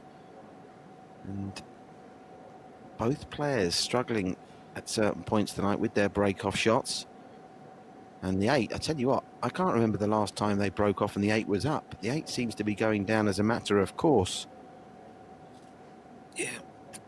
Yeah, Crispy and Eng makes a good point. We need to send more Singapore players overseas, then only then will we get enough exposure. Very good point. I know Aloysius and Sharik have travelled extensively. They were in Vegas just before COVID struck. I remember watching Aloysius play in the China Open last year, took on some top-class opponents. It was that top American, Shane Boning, that did for him in the end, I think, in the match that I watched. But yeah, that's what we're about, Crispy, and we're going to try speaking to President Chris Chua. We've got plans to hopefully bring you more coverage of 9-ball and Cuesports in general. Maybe, who's to say, why can't Singapore host a top-level tournament with some of the world's best players? In 9-ball, in snooker, we can do it. They have big snooker tournaments in China with huge prize money. And that one that he left himself there and took on was a big ask. He's been helped out hugely by the 6. But even if Aloysius doesn't go for this, I've got a feeling that Desmond's going to be all kinds of trouble if he ends up coming back to the table. Not an easy shot right there for Desmond. Is he just going to try and send the 1 ball down to the bottom and nestle behind this 6, Aloysius, or has he got a shot to try and sink this and get on to the next ball?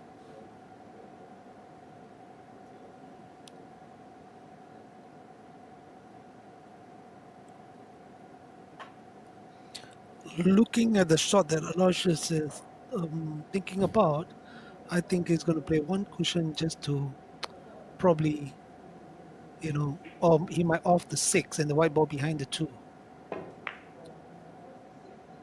That's right. There you go. Oh, look at that. Look at that. Look at that. That is a shot of the night so far. My word. Desmond Go won't know whether it's spring or summer now. How on earth is he going to get out of this mess? If he avoids the scratch off the next shot, he's a better man than me. Probably already is. He's certainly a better 9-ball player than me, but he's a better man, period. How is he going to get out of this? What a great safety there by Aloysius. Well, I'm trying to Most count. of the angles are actually closed up. I'm trying to count how many cushions escape this would be. He's almost going to have to zigzag across the table the whole distance. Exactly. Goodness gracious me. Where do you start with this? Oh my, he's going to just kill the 2 ball. Well, talk us through what happened there, because he's obviously, you could argue, intentionally fouled. So talk us through the mindset of what Desmond Go has chosen to do there. Is he just tried to knock the 2 safe and seed the cue ball in hand? Is that the best he could have hoped for? Yeah, definitely, because all the angles are being blocked by the safety shot done by Aloysius. I think probably Desmond, what he wanted to do was to bring the 2 ball as close as he can to the 4 ball, so that even with the ball in hand for Aloysius, he might not have a chance to clear that. And Desmond has that gives Desmond a chance to come back to the table. Well, look at the pace he's found on the one. Desmond did make it tricky for him, but the pace of the cue ball off the one is absolutely sublime. to set himself up for the 2. It's not straightforward, but Aloysius Yap is now in full stride and showing his class, why he is the greatest in Singapore in 9-ball at the moment. Many thanks to April Yap for her kind words, thanking Cuesports Singapore and One Play. Glad to have you with us, April. Gary Melton as well is enjoying the action. Thank you, Gary. Well, we were speaking yesterday when Sharik was alongside me. Of course, don't forget, we've still got another semi-final to come after this. The winner of this one will play the winner of Sharik, Saeed and Fraser, Leow. It's the Shark against the Laser. Oh, it's a big night of 9-ball action here on One Play Sports. 9:10 local time in Singapore. I hope you're safe and well wherever you are. A reminder, Indonesian Bahasa commentary is available on Indonesian One Play Sports Facebook page. Join Jacob and Tava over there. And they, like us, are enjoying some magnificent work from Aloysius Yap. That one, I don't think about it before it dropped, though. How's his pace here? Pace is fine. I think it'll be easier if we just take the 8-ball off the table at the start of these racks. It's never up there past the break, is it? 4 down.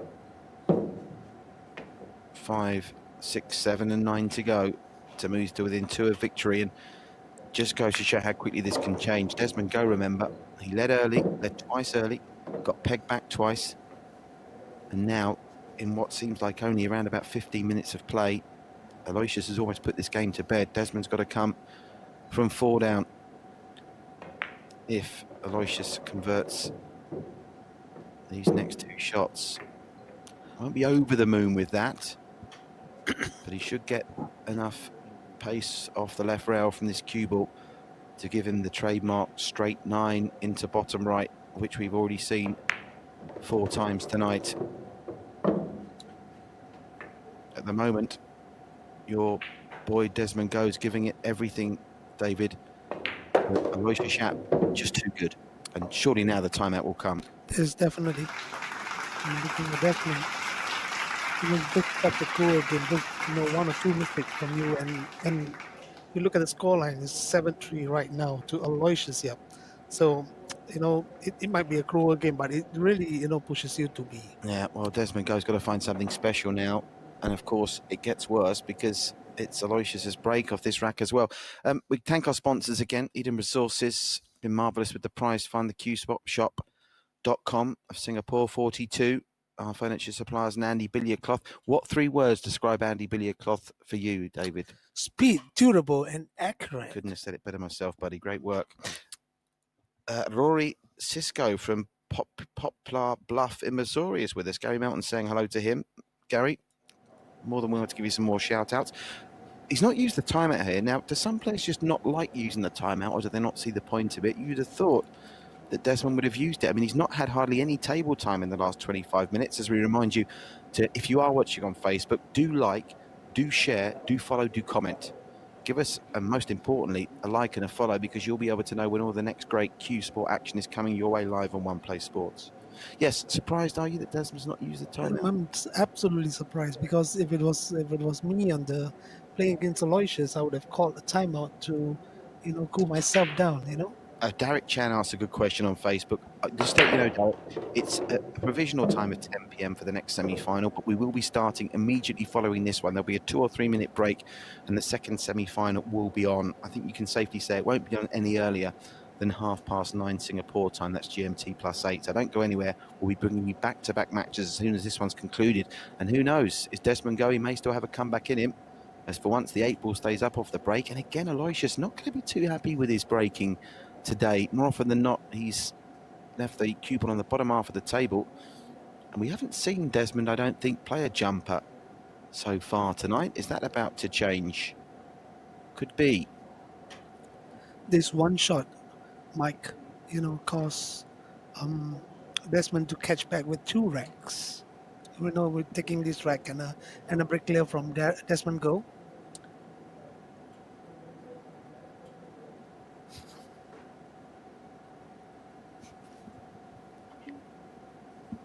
Well, he's got the buffer. It's not the kind of shot he might... They're going to push out here. Even at 7-3 up, the professionalism of Aloysius Yap, he's not taking any silly chances. Now, what do you do if you're Desmond Go? Are you going to put Aloysius back in here?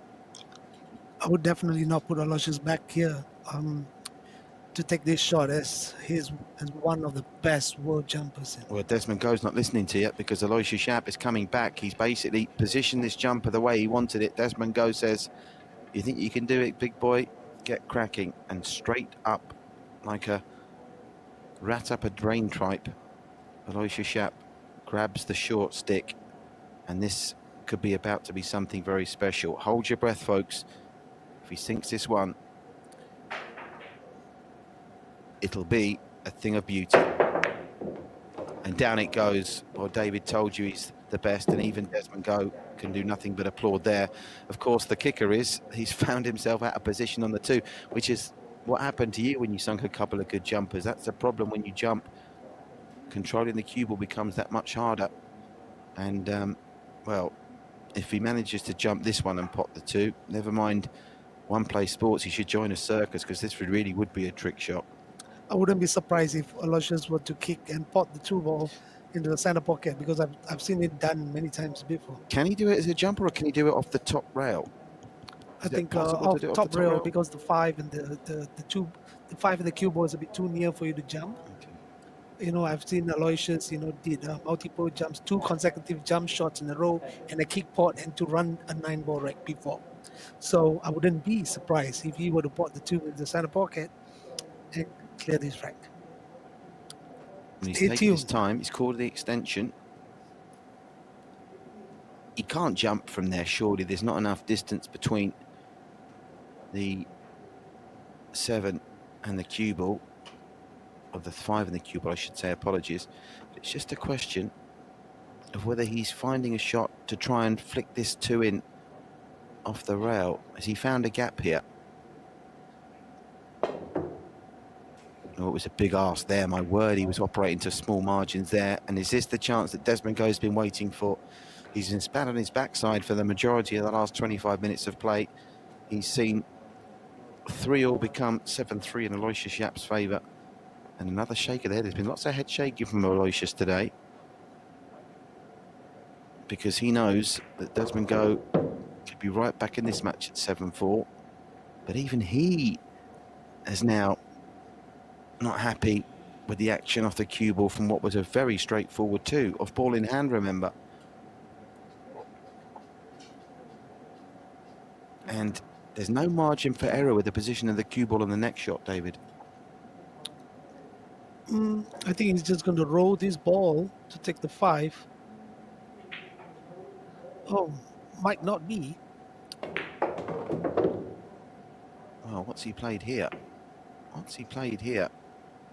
Oh, that's a strange shot selection. He's got a shot, but again, he's got a struggle to try and control the cue ball here. One assumes he's going to have to come off that right side rail, and it's going to be very difficult to avoid any huge distance between cue ball and 6, and that's if the 5 goes down. Pressure shot, Desmond Go.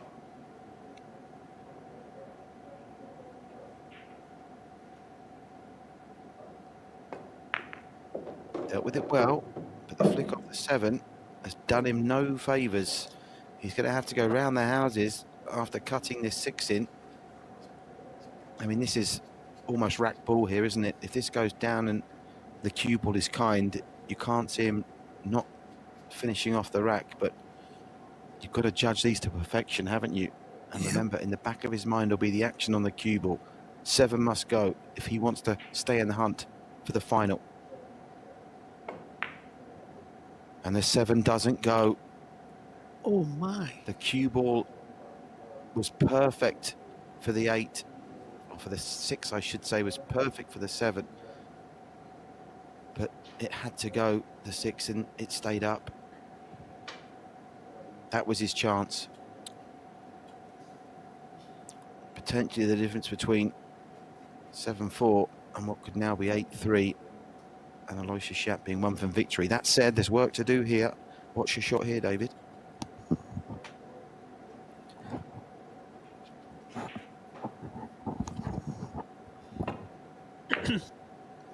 Well, he's gone for the ambitious bank. And I suppose with the 4 rack buffer, he felt he was entitled to have a punt at that. Pretty surprising to see him try for the bank shot. He doesn't go for that if it's 3-3. He's gone for that at 7-3, thinking I've got a bit of a buffer here. I can take a It might be a chance. little bit dangerous, as Desmond is given another opportunity on the table, and I'm very sure that he will pretty capitalize on these shots and will take this rack. Has to go this 6 now. Oh, my word, again it rattles the jaws. Now, where's the cue ball going? Has he got cover here? Well, I think he has, but that's 2 opportunities on what was almost rack ball on 6 to close the deficit to 3 racks, and he just won't take the opportunity presented to him. He's been very fortunate that the 6 has rattled out the jaws and finished up tied on the left-hand side of the rail just above the pocket. But when you play Aloysius Yap, you can't expect to get 3 of those opportunities in one rack. He's had 2. And what's the number 1 playing here?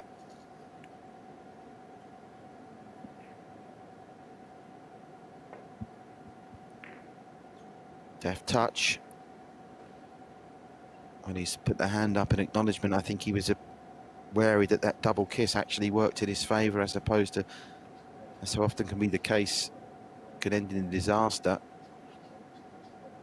Still potential here, though, for Desmond to put Aloysius in a bit of trouble. That 7, 8 and 9 are conveniently positioned for safety play. I'm assuming this cue ball is going to be tight on the bottom cushion, and the 7, or the 6 I should say, could get me 6s. I'm all at 6s and 7s. 6. The 6 is going to head up the top end of the table. No mistake, 9 ball needed here from Desmond Go. And that is nothing short of sensational.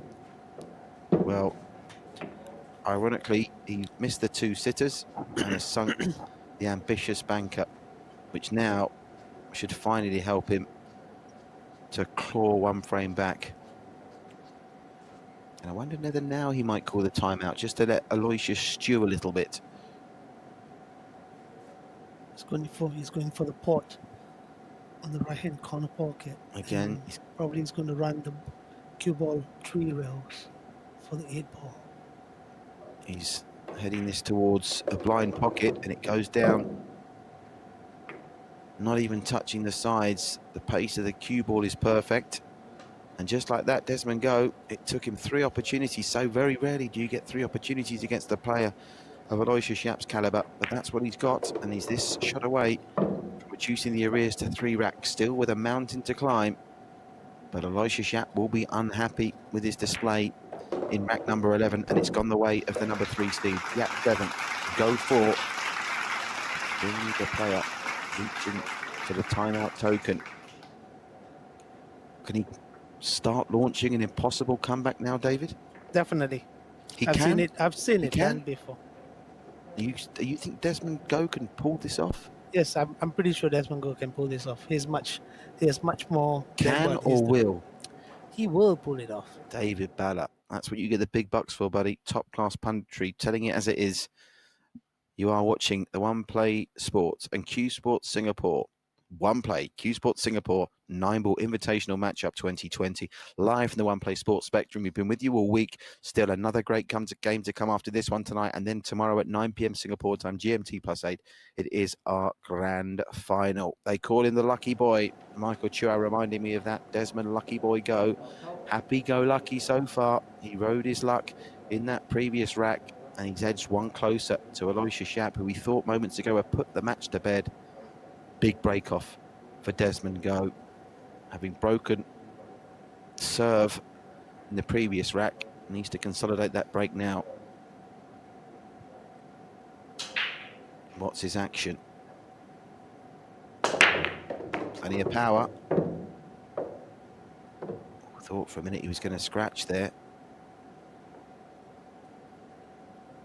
Instead, he's tight up against the jaw of that centre pocket. I think he can get through to the 1, can he? But is that going to be a straightforward shot? With the table condition, I think he should be able to pocket the 2.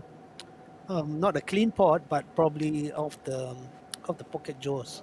Well, we lost the 6 off the break. He's having a real look at this. This is a tricky one, you know. I don't think he's convinced by it.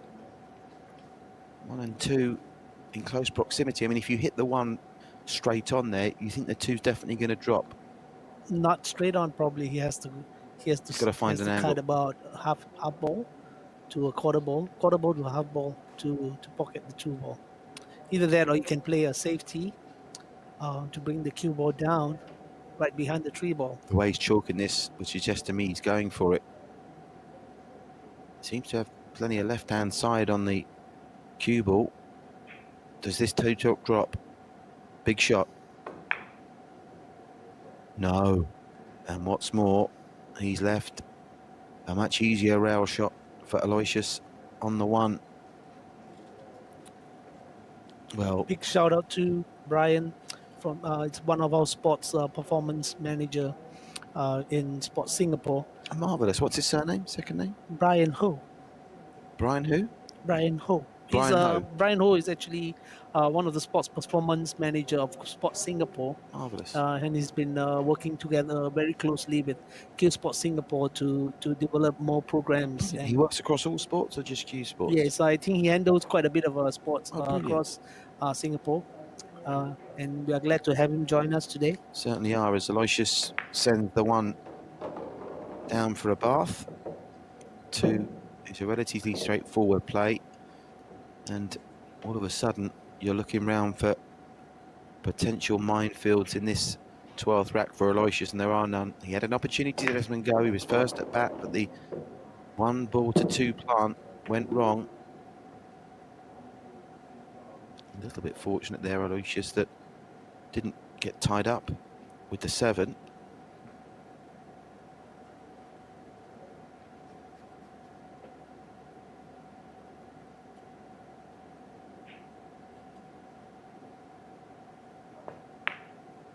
Down goes the 3. Needs to watch the pace off the bottom rail, which is perfect. Look at the angle he's got here on the 4. It's a juicy angle, David. Look at that. He can do anything he likes with the cue ball with that angle. Oh, if it was me, I would probably play a draw check with the right hand side to control the cue ball. Look at that. He's come like But he's that's an serenading. It exhibition was like shot. he was serenading the 5 ball there. Just danced around it.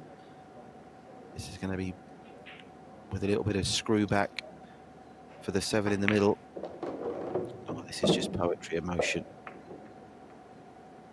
Poetry in motion. The angle even on the 7 is pristine. He'll just play off that 7 just above the 8 ball and then roll down to 9.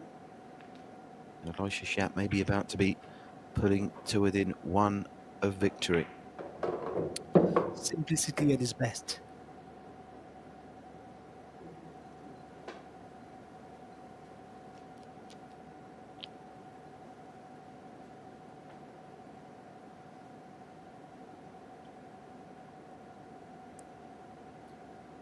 Concentration etched on his face, but he just gets up, mindful of both players having made basic errors in the last 20 minutes of play. Understandable to keep your concentration level for what now is a game that's approaching the 90-minute mark as a match-up.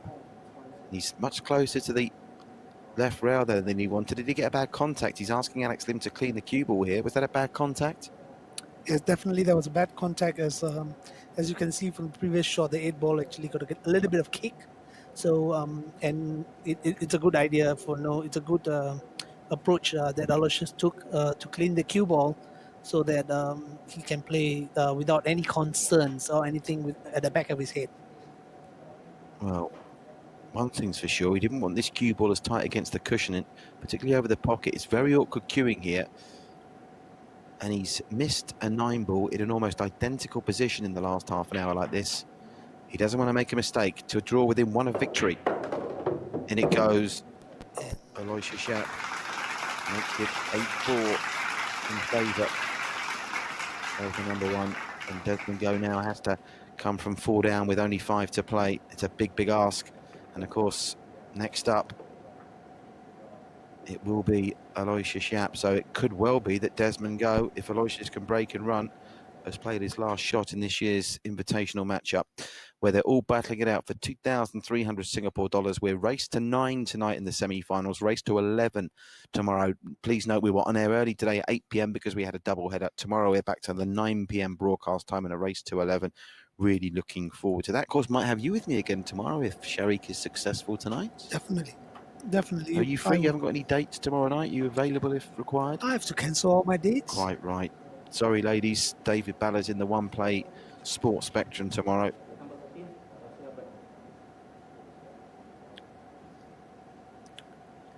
Do you know the best Cuesports joke in the world? Do you know what you do on Valentine's Day?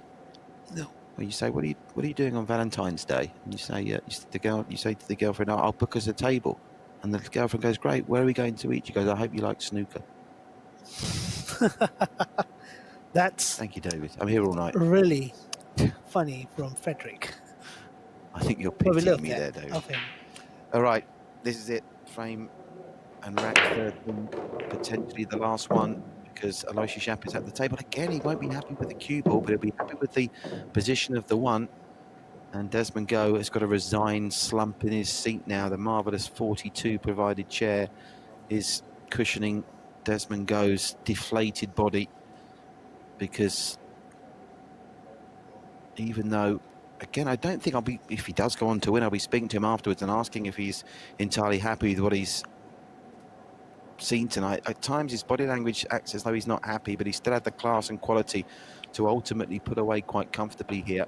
Do you think Desmond Go's going to get another shot, or is this going to be a break and run to wrap things up for Aloysius? Looking at it, I think there's a very low percentage for Desmond to come back to the table, and really a nice break, as mentioned by Paul Punk, his mentor and coach. Uncle Paul. Uncle Paul is one of the best people around. I in should cue mention sports. that. Yeah, Uncle Paul is an absolute superstar. I was honoured enough to work with him during the SEA Games in the Philippines, where he was very helpful in informing me what was happening with the Singapore team as I commentated for MediaCorp on the Cuesports at the SEA Games, and he was very instrumental, along with President Chris Chua and Lillian QH, in getting this off the ground in a very short space of time. This one-play Cuesports Singapore 9-ball invitational matchup. We all got together and decided, let's be the first sport back in Singapore, and everyone pulled together to make it happen, which is great to see. But yes, Aloysius' body language doesn't seem entirely happy, so I'll be telling him that Paul thought it was good breaking. I wonder what Aloysius himself will take. Big shout out to Daniel Chua on the stream. Daniel Chua is a veteran old-time player, has won the Guinness 9-ball tour back about a few years, I think about 10 over years ago, 10, 20 over years ago. Paul's called it for you. Uncle Paul Pang says this is break and run. And Paul, you're looking like you're about to be proved spot on. Just 6 and 9 between Aloysius Yap and a place in the first ever final of the one-play Cuesports Singapore 9-ball invitational matchup. And it's not been perfect 9-ball, but at times he's been sublime. And Desmond Go, by the way, let's remind you, is not some also-ran. He's a fine player and a top-class player in his own right. Seeded 3 in this tournament. And Aloysius Yap, with the most minimum of fuss, despite losing the first rack and struggling somewhat early, has gone through to take this by 9 racks to 4. And Aloysius Yap is in the final and on merit. I mean, that was a great performance. Not flawless, but great. Great performance by Aloysius Yap, the golden boy. And we're really looking forward to him playing in the finals. And a quick word for Desmond, because he had his moments in the first part of the match, but Aloysius just drew away at 3-3. There was no looking back. Turned it round to 7-3, then 8-4, and ultimately a 5-frame. Do you think a 5-rack cushion of victory is about right? Yes, that's right. And it's been amazing semi-finals, and this game is all about 70% mental and 30% just Confirmation that Aloysius Yap is through to the final. We'll find out in just a couple of moments.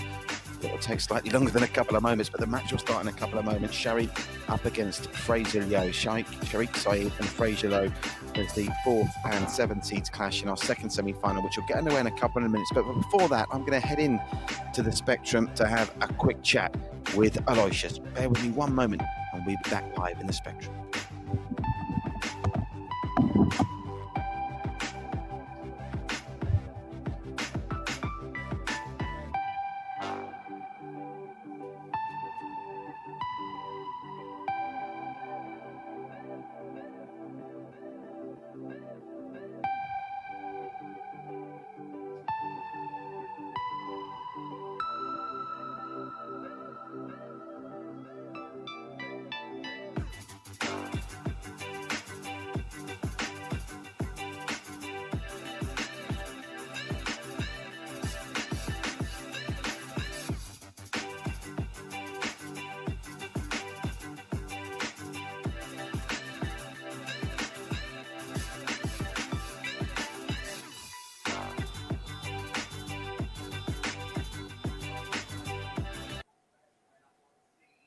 Welcome back live into the One Play Sports Spectrum, where number 1 seed and the golden boy of Singapore, Cuesports, Aloysius Yap, has come through his semi-final against Desmond Go. 9 racks to 4 in the end, but at one point it looked like it was going to be much closer. I mean, you started slowly, Desmond took an early lead, but I think in the middle part of that match, your class just shone through. Were you happy with your performance? Because at times, there were lots of shakes of the head and you didn't seem entirely pleased. Yeah, I felt quite shaky today, but in the end, apart from the 9 ball, the one that I missed, I think I played pretty okay, but I have to step up my game for tomorrow. Yeah, there was one exquisite safety which really left, I think it was 6 and 7 were involved, so I said it left Desmond at 6s and 7s when you positioned the cue ball right down here. So some of your safety play was exceptional. We were having a debate and there's been great feedback on the comments section on the One Play Sports Facebook page, and Uncle Paul, of course, one of your mentors, Paul Pong, was on saying, you know, he was happy with your break-off in that last frame, but I was getting a sense in the early part of the match you weren't happy with the way you were breaking. Yeah, for the past few days, I was working on my break quite a lot. At the start, I didn't break so well. I kept making the cue ball, keep hitting it to left of the one. But then, I made minor adjustments, and then at the back, I start to break better. So, of course, it's one of the golden rule of a 9 ball, isn't it? And for people watching at home, we're obviously blessed to have the established Cuesports Singapore community watching, but there'll be lots of people, One Play sporters, that are watching Cuesports for the first time and 9 ball for the first time. Just explain to everyone at home what you're trying to achieve. What's the ultimate aim for a top 9 ball player to get from the break? You're obviously trying to send the 1 ball down this end of the table. Where do you want the cue ball to finish up? We would like to make the cue ball stop in the middle of the table. That's where you have the best chance of seeing the 1 ball. And then the way I break is I'm trying to make the 1 go off 3 cushions and then place it around this area. Yeah, because you see some of the top players, don't you, trying to pop the 1 in the middle. I mean, there's a couple of the players that their aim of their game is to get that 1 to hit the middle pocket, but you prefer the element of getting the 1 to this part of the table and getting the cue ball in the middle, which, to be fair, is exactly what you executed. And Uncle Paul was watching live on Facebook, and immediately after that break-off shot, he said, break and run. And he was proved to be right. But by and large, you think you can play better? I hope so. Yeah, well, that's still feeling quite nervous. That's a terrifying thought for the 2 men that are about to come into the One Play Sports Spectrum next. Any preference? Who would you rather play, Fraser or Sharik? Neither, to be honest, because they are both so good. But I just hope things go my way tomorrow, and I'll just do my best. Just focus on my game. Because end of the day, it's me against playing the ball. Have you got a prediction? I'm going to put you on the spot here. What's your prediction for this next match, Sharik against Fraser? What's your correct score prediction? I feel it's going to be a really hard fight. Yeah. Because they have played many times and both of them has won each other a lot of times. So it's going to be a really interesting match. But I'm going to say I'm going to take Sharik over Fraser by 9-7. It's going to be 7. Because I felt Sharik has caught the break in practice today. Now, what will you do now? Because we have a COVID-safe area, a holding area where the matches are being broadcast live here. Will you stay and watch, or will you be going to the academy to practice? I will stay and watch for a while. Okay. And then I'll have my dinner and then I'll head back to practice. Well, listen, congratulations. You were brilliant as always. Stay there for one moment, Aloysius, where we remind people of what's coming up next. Stay with us. Up next, it is the second semi-final. It is Sharik Saeed, who's been with me on commentary for most of the week. David Banner doing a great job deputising tonight. He gets his moment in the spotlight. His semi-final match against Fraser, the Leow, who caused the big upset in the quarterfinals yesterday. That's coming up next. Stay with us right here live on One Play Sports.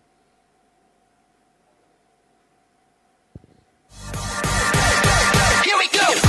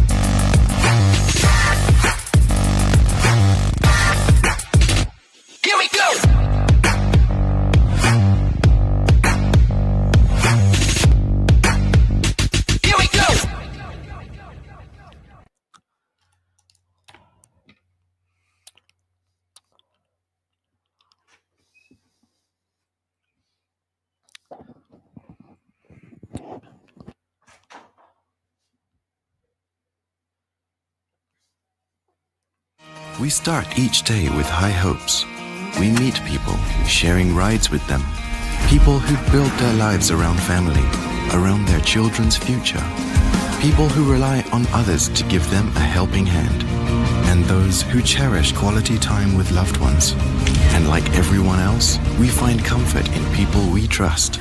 People who understand our needs and raise us above all expectations. People who share our dreams.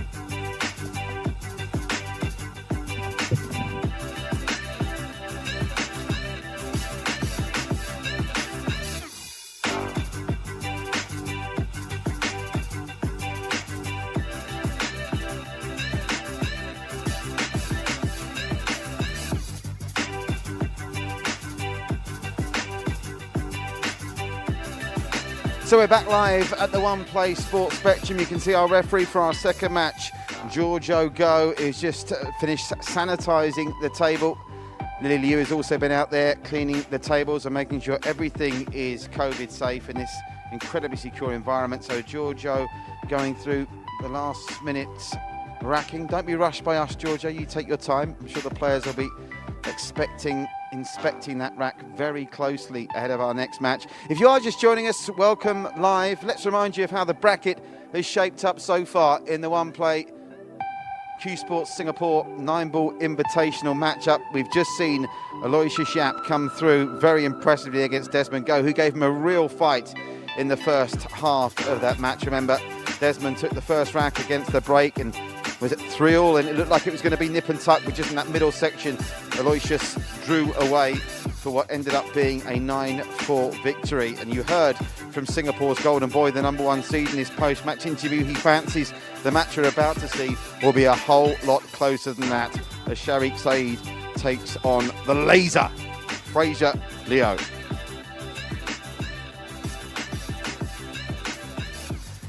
So we are now ready for our second semi-final of the night. A warm welcome, One Players, wherever you're watching around the world. We are live on One Play Sports in English and on One Play Sports Indonesia. Join Jacob and Tava for Indonesian Bahasa commentary. Just look up the One Play Facebook page in Indonesia. It's time to meet our referee. Like so many of the officials doing a great job this week, please say hello to Desmond Go. So with our official in place, it's now time to meet the players.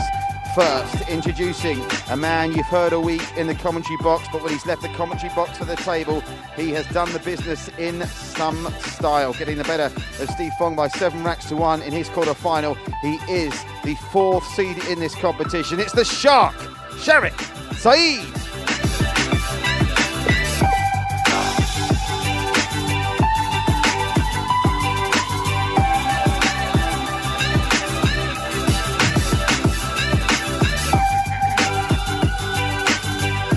Sharik, a familiar face on the international circuit, was in Las Vegas with Aloysius when COVID struck and rushed his way back to Singapore. An Asian rank of 27, of course, is experienced in the States with appearances in the US Collegiate National Championship where he finished 2nd.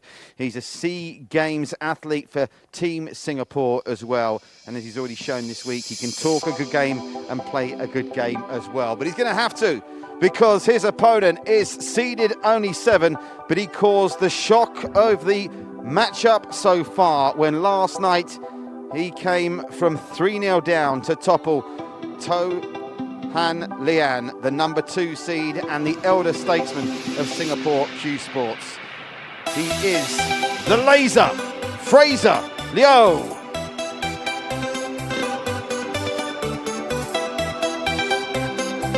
So, can Fraser do the business once again? 24 hours after toppling the 2nd seed, can he topple seed number 4? 33 years of age, plays right-handed, sponsored by KF Hughes, and maybe not as experienced in terms of international travel as Sharik, but he certainly, as he proved last night, a very difficult opponent and is ranked in the top 50 in Asia. So sit back, relax this Saturday night live on One Play Sports as we bring you our 2nd semi-final. A referee, Giorgio, will now get the players to lag.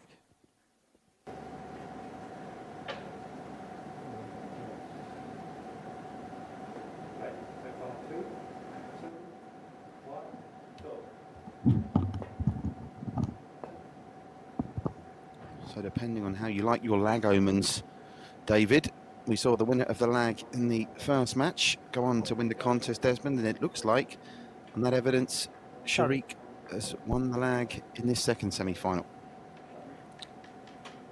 Okay, Sharik.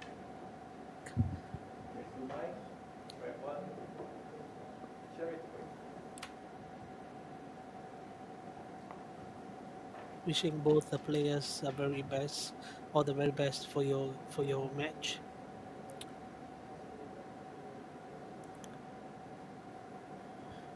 Well, let's remember that Aloysius Yap, he won the lag and then proceeded to lose the first rack. I wonder if Sharik, who was looking so fine against Steve Fong in his quarter-final, can pick up where he left off on Thursday. Action on the break, all important.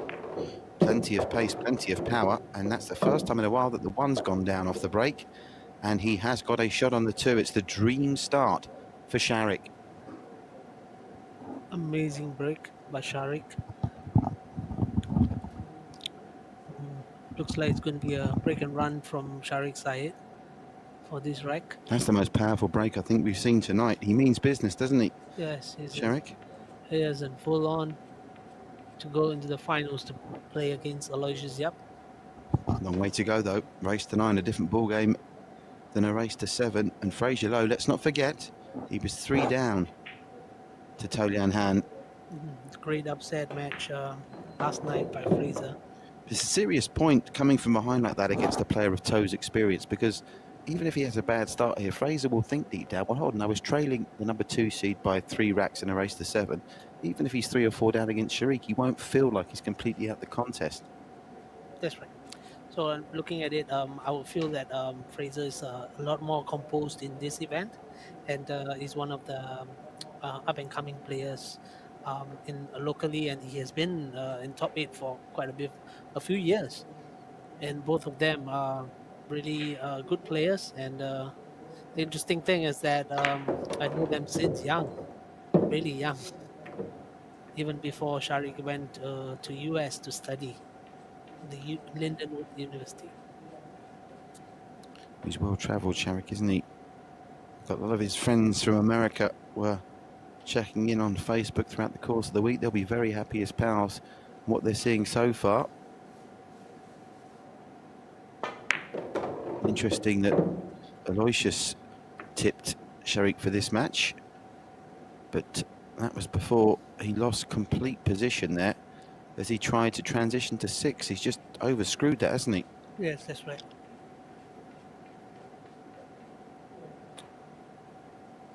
A bit of unlucky there, huh?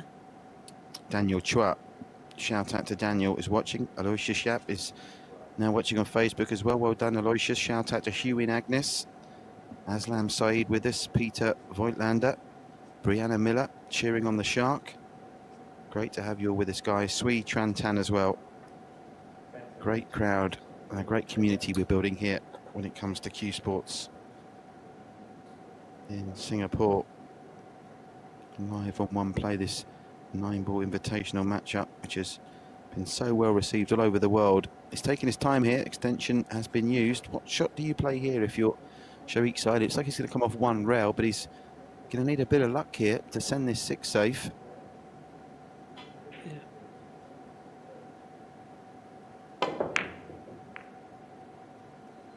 Oh, he scratched the one into right middle. Disaster for Sharik side, and it started so well. And again, I mean, this is what makes this sport so compelling. You can be in complete control, looking like you can't miss. One mistake, and you're gone. That's how cruel this game is. But the reason why I believe the reason why all these players are playing this sport is it gives them challenge. It pushes them beyond their limits, you know, and that's what makes them a hero. Tricky shot along the bottom rail, top rail I should say.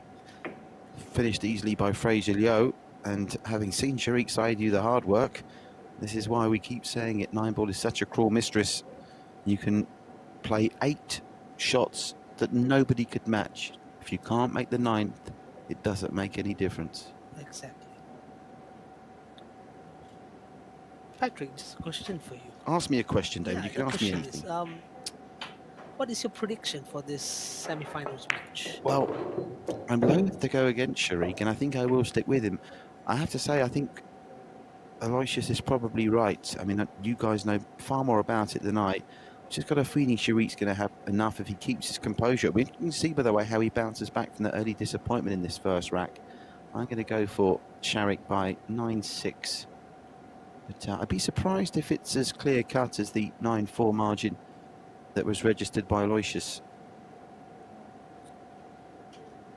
Taking his time here is Fraser. He just wants to make sure he gets right in behind. He's going to try and play the 9-ball to middle, is he? Or is he going to try and 9-ball to bottom right? Probably he's going to take the 9-ball into the middle pocket. Yeah, so he just needs to make sure he doesn't leave himself a nasty angle here. He just wants to be able to poke this 9 in off this 8. So position the cue ball off this pot is absolutely crucial. Does not want a knee trembler. He's gone off the bottom rail.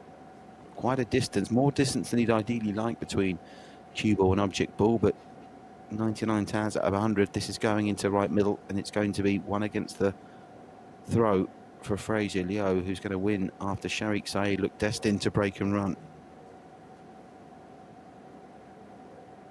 Narrow angle this, though, looks harder from that angle.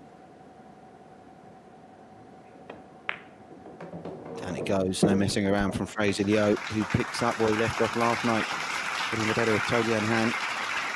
You know, I would describe Fraser as a no-nonsense player. If he really gets down to the game, he wants it and he will go for it. You know, whatever it takes, you know, he's... I know he's called the laser, but he's more like a baby-faced assassin. He's 33, looks Yes, like he could pass for his early 20s, couldn't he? And what is it about you pool players and your hair? Like you, I know you take got a lot of pride in your hair. He's the same, as is Aloysius, as we thank our sponsors, Eden Resources, kindly supplying the price for under 2,300 Singapore dollars. And the billiard cloths have been fantastic. All the players are raving about the conditions. The table, the diamond table, has done us proud thanks to the Q Shop. Dominic and Paul there, and our furniture sponsors at 42, as you see. Both players. With Sharik, he's a confident chap, Sharik, but I think he thrives on confidence. He thrives on things going well. It'll be fascinating to see how he reacts from that piece of adversity. Not a disaster by any means in a race to 9, but we saw Aloysius Yap lose the first rack when he won the lag, and he came back to win quite comfortably. But crucially, he didn't let his opponent open up ever a 2-rack break on him. One goes down again off the break. Giorgio Go, players will be happy with the way he's racking the ball so far, with one down on both opening forays. He's got a shot on the 2, but then he's got to work out how to get from 2 to 3.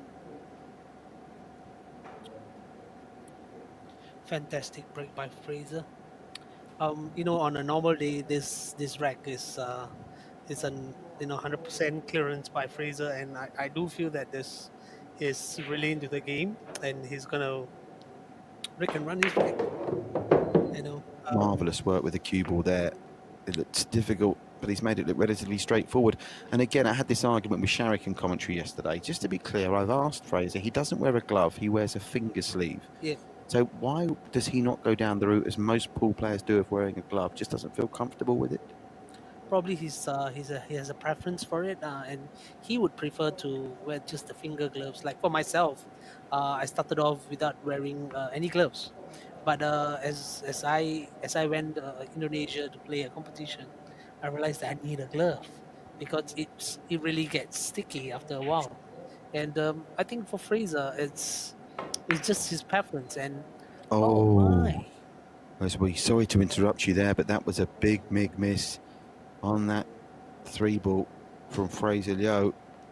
First signs that the pressure is getting to him, and I think Sharik can sneak that past the 9. He's in business here, Sharik.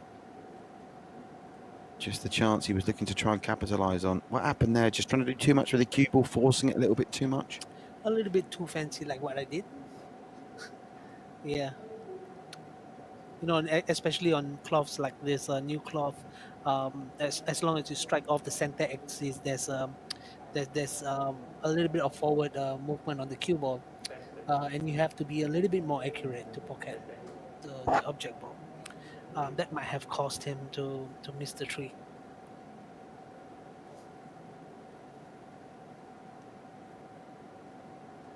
A bit of uncomfortable Not left shot a right gimme for Sharik here, though.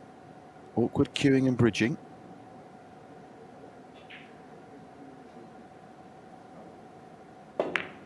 Oh, that's going to make him feel much better. That was absolutely pristine. No messing around there.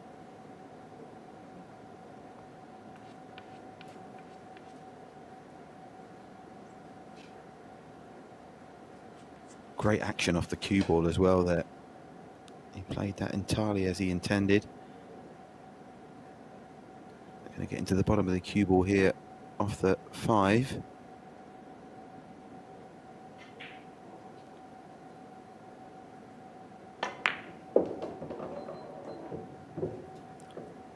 Great shot on the 5 to 6 fitness shot by Sharik. And Sharik is one of the players, you know, before he went to US, you know, he was you know, eating maybe lots of junk food, you know. But once he's back from US, look at him, he has been training. He looks He's fit been as a fiddle. studying and training, and he's been pumping himself in the gyms. Yeah, inspiration for you as well. I know, David, you were talking about you were hoping to get in good shape, and there's an inspiration for you. Shout out Ryan Tan is with us, Thaddeus Teo, Swee Tran Tan. Nice little community, everyone having chats to each other. Zach Tay.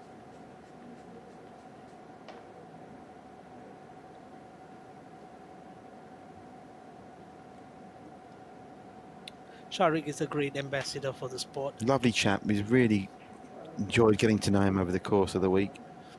And to give us his time in the commentary box. He's been, as you say, a marvellous ambassador for not just Cuesports Singapore, but sports in general.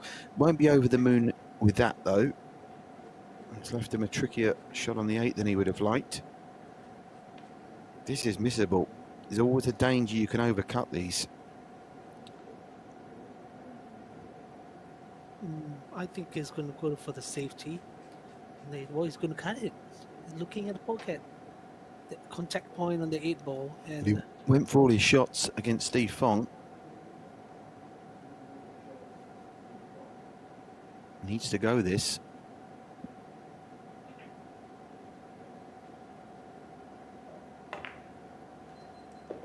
That's nice. But it's not over yet because distance between 9-ball and cue ball is greater than he'd like. And we saw even the mighty Aloysius Yap miss a 9 far easier than this as his semi-final victory.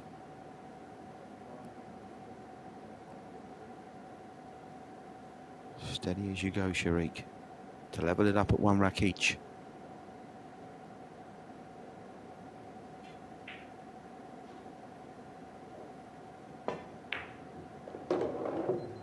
It's there.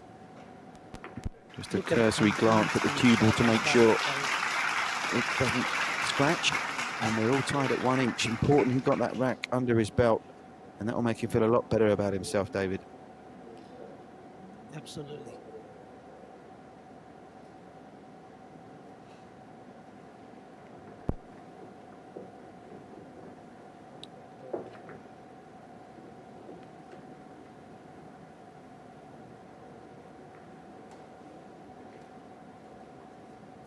So referee Giorgio Go racking up for the third. A reminder, we want you to do like and follow us, if for no other reason that A, One Play Sports is amazing, and B, of course, now we're in the Cuesports sphere. If you do like and follow, you'll be able to find out all the latest news on when we're showing Cuesports, and tell all your friends about it by sharing. And as many of you have been doing tonight, do leave a comment in the comments section. Great to see so many of you not just engaging us, but engaging each other, and that's what One Play Sports is about. We're even building a little Cuesports community on these broadcasts.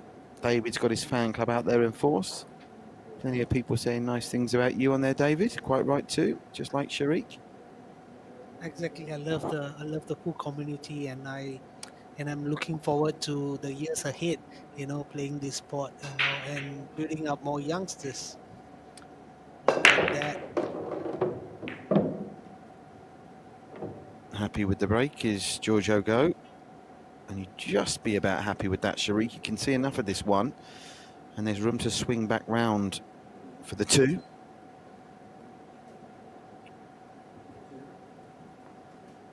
Yes, Crispian Ung saying he hopes that Singapore Cuesports grow bigger. Well, so do we, Crispian. We're going to try and help you with that mission, if you like.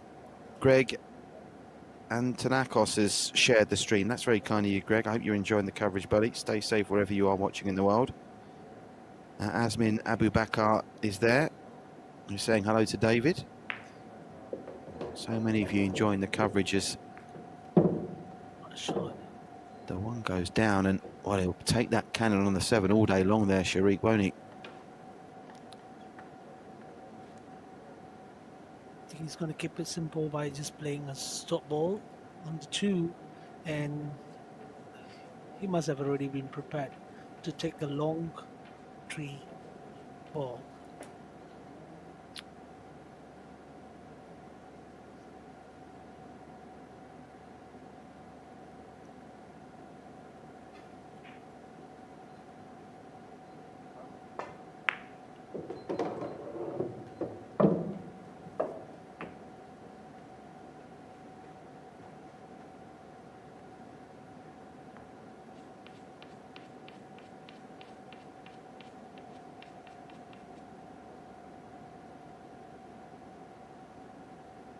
This is precisely one of the favorite shots that I like to see Sharik play.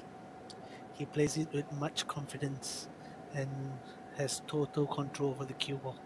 Got to cover a lot of ground to get back for the 4 here. This will be some shot if it works out. 3 goes. Now let's follow the cue ball. Oh, that's marvellous. That's marvellous. Perfect fitness shot. No twitching, no gripping of cues, just letting the cue do the work. Amazing.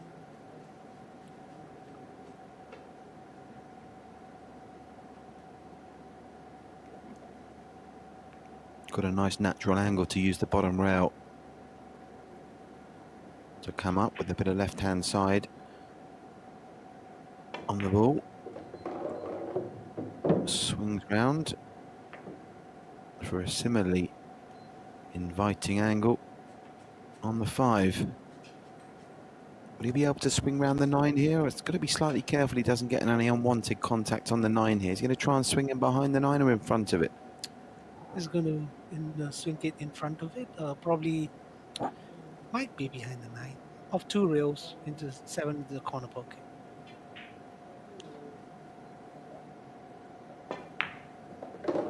Just creeps it round the back of the 9 and swings back up for what will be a slightly uneasy shot, cutting the 7 back into the centre pocket, which will give him the natural angle if he can just control that cue ball to bounce back off the bottom rail, the top rail for the 8.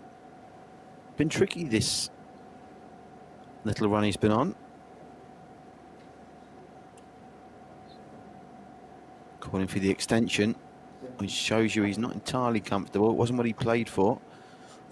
In off sometimes as well is a factor in these kind of shots, but he should be okay. Just gets under the cue ball. Needs to obviously create a decent angle on the 8 though to give him position on the 9.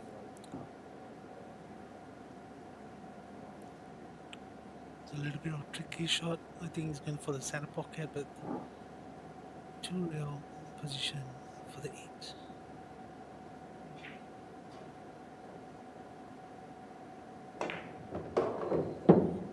Well, actually going to end up in no man's land here. Just about okay. Slowed up just in time. But, well, when you go around the entire table like that, even if there's only 1 ball left on, you always run the risk of it going pear-shaped. He'll be happy under the circumstances. The 7 ball is definitely an experienced shot.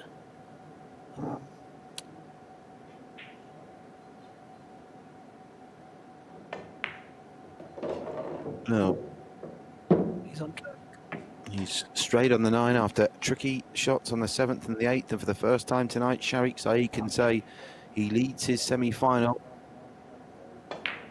by 2 racks to 1. In it goes in Fraser Leow. Has to come from behind for the second night on the spin if he wants to make tomorrow's final against Aloysius Yap.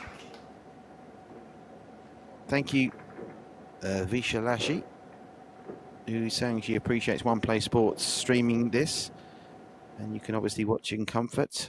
And even if it was in one of the arenas, you wouldn't be able to watch because of the COVID restrictions. And of course, many thanks to Eden Resources as well as our other sponsors for contributing to the 2,300 Singapore dollar prize fund.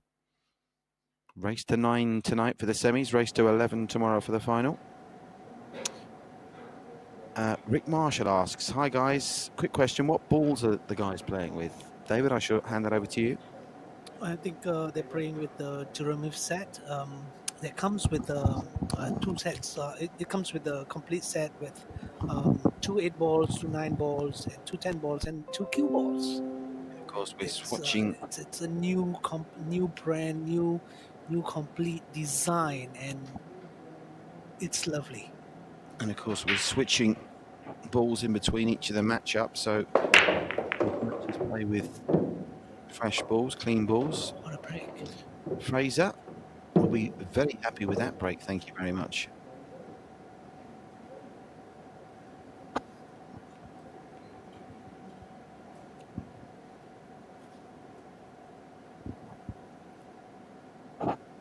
This break of the night, arguably, the movement he's got here. Couldn't have asked for a better setup, could he? Angle on the 1 to come back down for 2. He said sayonara to 6 and 7 off it as well.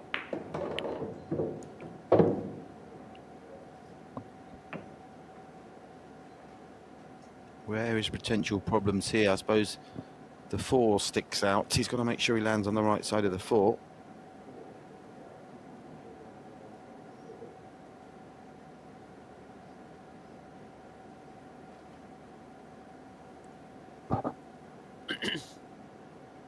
It seems like both players are starting off very well in this set of semi-finals, and we're looking forward to exciting matches.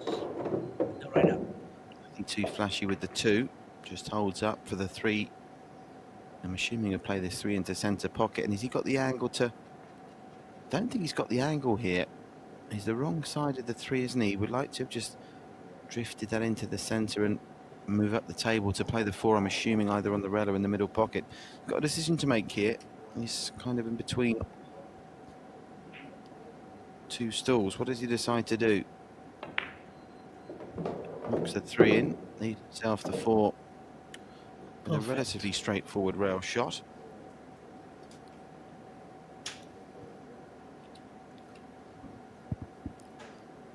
Nice work on the 3. I was panicking a bit too much on his behalf there. I think he had things under control.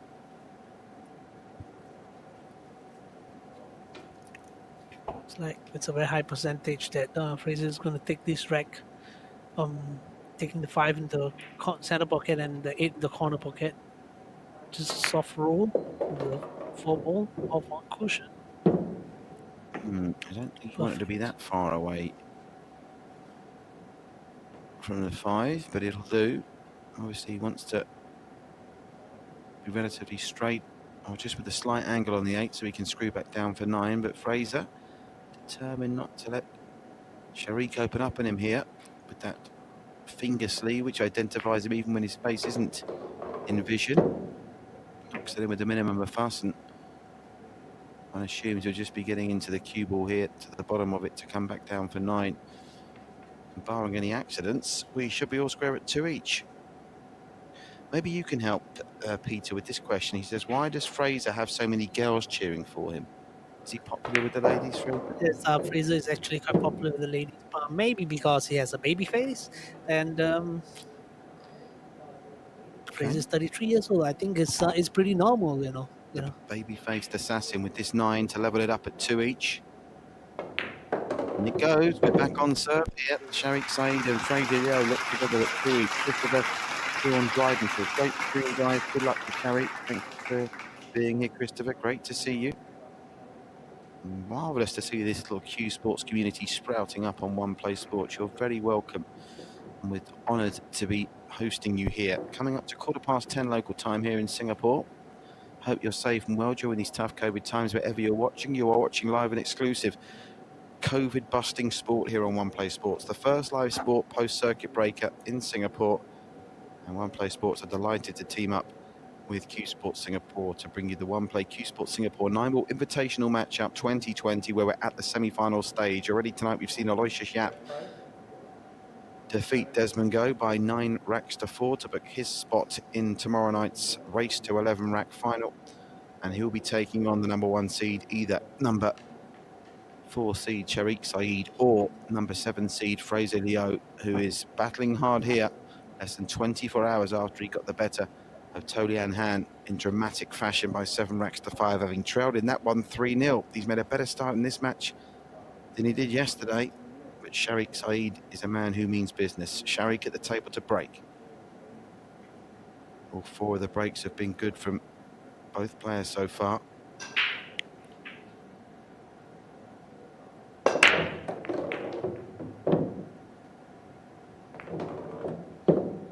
Giorgio Go, happy with the break off. Not happy with the position of the 1 will be Sharik Saeed. I'm not entirely convinced he can get to it. I think he can cut it in, but it's fraught with danger. 2 is at the same end of the table, but this is a tricky ask of him here. Nice break by he's gonna... The only tricky shot here that I do see is him pocketing the 1 to the 2 ball, having a delicate soft touch on the 1. Either that, just play, let the white ball run 2-3 rails. Either that or you just play soft.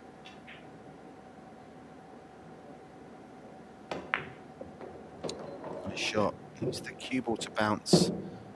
Needs the cue ball to bounce, and it's not bounce, so he's got a tricky decision to make now. He's been playing with a swagger and a confidence, but even his swagger and confidence is going to struggle to find a home for this 2-ball from that angle. He's obviously got the very optimistic bank shot, but he's having to play safe here, surely, David. definitely. I think he's getting a bit he's a bit slow in getting he's not adapting to the table as fast as when he played his quarterfinals. But I do believe that in the next few racks he'll be able to pull out fantastic shots and Of course, it's 3 and 4 are already down, so 5, the orange 5 on the yeah, right-hand side of the table is what's next on the agenda. It's just always a nightmare for a player, isn't it, when you haven't got the pot on and there's no distance between the cue ball and the object ball. Makes it so much harder. Has to be careful to avoid the double kiss here. Needs that to hold up. He's giving him a shot. It's a sniff here for Fraser Leow. He can see this. He's hard up against the right-hand rail, but he can see this. There's no formality getting back for the 5, but you can see enough to pot this. You can see what he was trying to do here, Sharik, trying to tie in really tightly behind the 5, but the bounce that the 2 got off that cushion was a very heavy bounce. exactly. And seems like he can play with both hands, left and right hand, on the shot. He didn't really use the rest for this shot. A tough shot on 2 ball for Fraser Leow. He's almost going to have to try and go for this now, isn't he? Not too many options for him. Either that or probably can play a safe He does try across pay. to send it across the table, but this is the danger. Is he going to leave this hanging over? Well, not quite. But if you look at the natural angle that Sharik's got off this pot, if he attempts to cut it in, he surely has to have a poke at this. It's sticking out enough, I think, to entice him in, don't you? Yeah, exactly. I think as long as you play a natural follow shot, it should be able to come out back to the center of the table after 2 cushion run to position for the 5.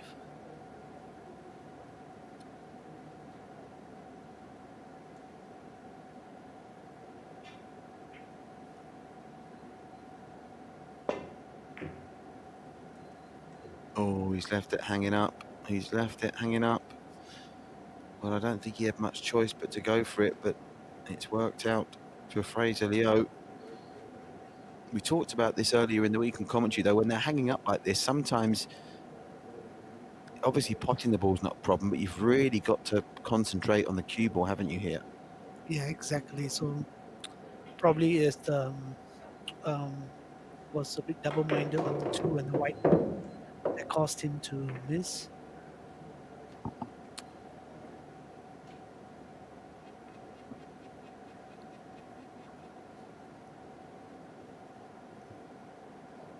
This one's a trembler.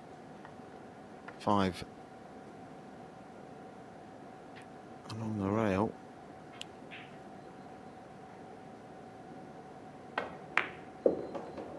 Down it goes. He'll be happy enough. I That's suppose not I easy. say happy enough. He would rather if the cue ball would be more friendly with the angle he's now got on the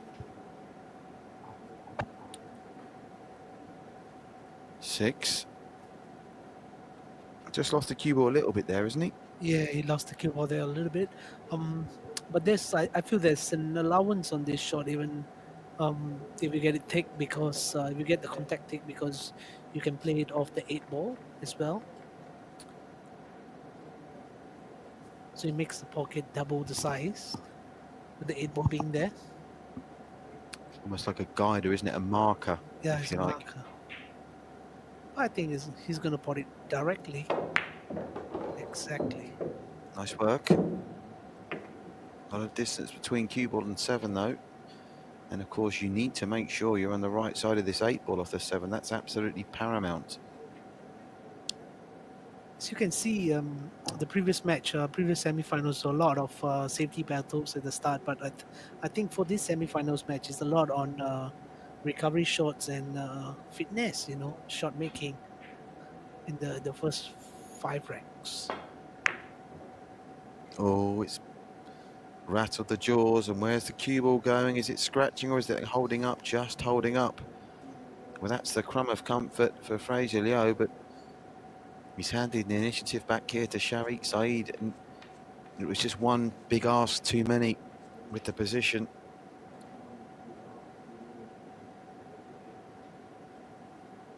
Lovely chap, Fraser Leow, has all the 8 players, I should say 10 players, with, of course, Jessica and Nicholas Tan, who were part of the competition in the wildcard round on Monday. All credit to Singapore Sport and Cuesports Singapore. Great to have had you all here in the One Play Sports spectrum. And thank you for giving us so much great competition. Now, Sharik. Oh, my word. Oh, the 9. Look at the 9 ball. Entirely short. What he was trying to do there. Did you follow that shot, David? Or did it catch you unawares? Did it catch you surprised, that shot? Yes, I'm pretty surprised that he missed it in. I think he had played about close to 2 shots. That he got it thinner than what he usually play. And I think right now for this particular 7 ball, the 8 ball is there as a marker to help him to pocket the 7. Well, if he's going for the bank here, the up and down, I think he's simply got to make it, because he's going to leave this on if it misses, or is he opting to play safe? Oh no. What on earth has he done there? Well, again, I think that's a classic example of being caught in 2 minds. Yep. And what he's done is he's laid this on a plate for Sharik Saeed. He'd love that shot back. There are no mulligans in 9 ball, unfortunately, for Fraser. Nerves, I think, starting to kick in for both these players now as they realise they're in a real slugfest for a place in the final. And they'll both be desperate to be taking on Aloysius Yap tomorrow. I think many of them are really looking forward to the finals, and we are looking forward to more of these events in Singapore to grow the sport, especially for to telecast it, even on TV or Facebook or Instagram, and to get people to really wanting to grow and learn in this sport. There's so many the coaches that's out there that are teaching basic fundamentals and pocket shot making. My sentiment entirely is that David, I'm a bona fide Cuesports fan, so I think you'd be entitled to more Cuesports, particularly bearing in mind it's a sport in an Asian context where Singapore are excelling. You've obviously got Aloysius, ranked number 4 in Asia, competing on a global stage. You've got strength in depth with the likes of Desmond. Obviously, Tolian Han is reaching the autumn of his career, but he's still very much a force. Sharik, Steve, yourself, Fraser, and William. Plenty of top-class players, and One Play Sports and Cuesports Singapore are delighted to be hosting this tournament. So it's advantage Sharik Saeed. He takes the lead by 3 racks to 2. And it was around about here. I think we got to 3-all, didn't we, in the Yapp and Go match before it started spiralling out of control for Desmond Go as Yapp pulled away. You're not anticipating there to be a moving half an hour now, are you, where Sharik goes on a run of 3 or 4 racks straight? Yes, I'm really looking forward to a break and run, because that really encourages and that really spices up the game.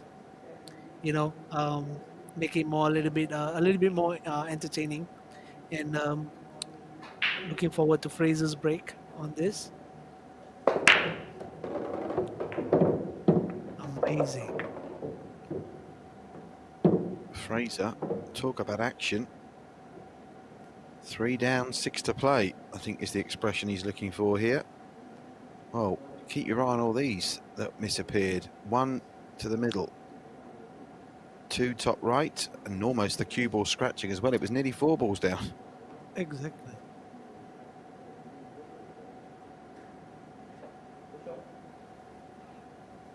Is he going to call for a push out?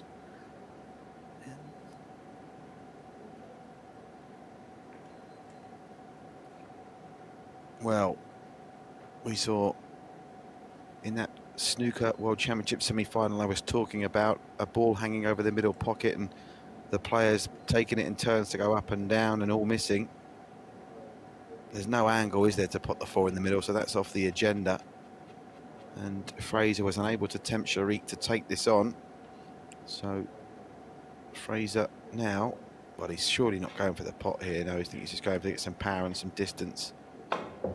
Fraught with danger this, though. fraught with danger this. He's going to have to be lucky. And the luck's deserted him.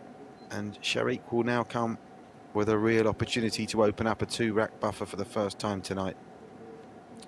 Exactly, but right now he has to pocket the 4 and have to have an angle on the 5 to the 6 ball. I was actually looking forward to Fraser taking a jump shot on the 4 ball. You love a jump shot, David, don't you? Yes, I do love the jump shots. You do love the jump shots.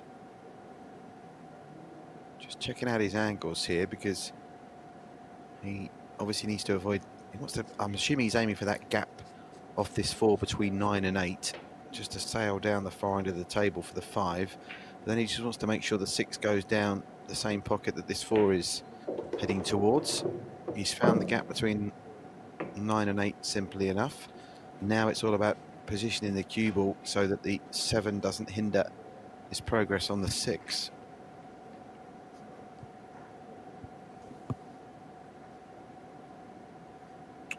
I think he's thinking of pocketing the 5 and to play with the left hand side on the cue ball, to play one cushion off to the top rail, to the short rail, and that's it. Nice bit of reverse side on the cue ball, gets the desired effect. I think he's got that shot now that he's been planning all along on the 6. Shout out to Daniel Chua, shout out to Brandon Shins with us watching live on Facebook. Great to have you with us, Daniel and Brandon. Christopher saying he's seen Sharik hold up under pressure. Well, he's under pressure, Sharik, at the moment. Can he hold up in this rack to open up a 2-rack break for the first time? He gets back up from that shot. Just wants to make sure. I think his concern is he doesn't want to end up too tight on the 7 off this 6. Wants to make sure he's got a clear shot here.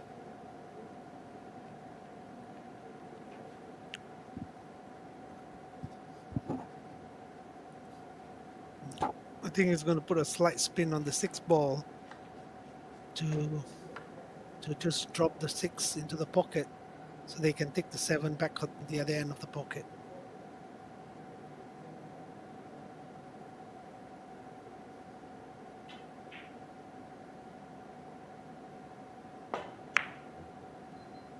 Oh, he's ended up not taking it on. That wasn't a miss. He's played that shot. It looked for all the world he was going for the pot, but playing the percentages.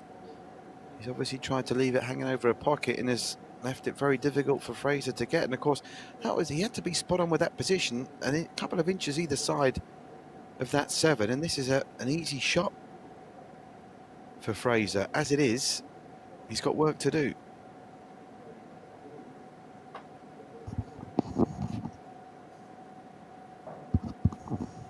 Probably Sharik was not able to see the 6 ball. He didn't want to play with the side to pocket the 6.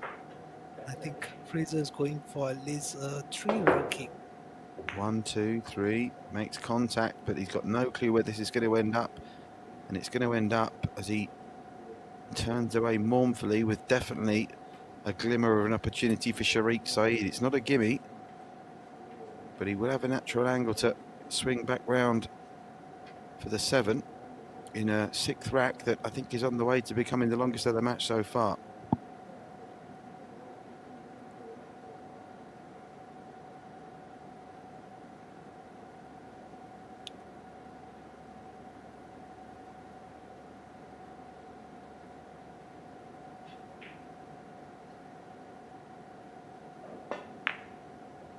Good shot.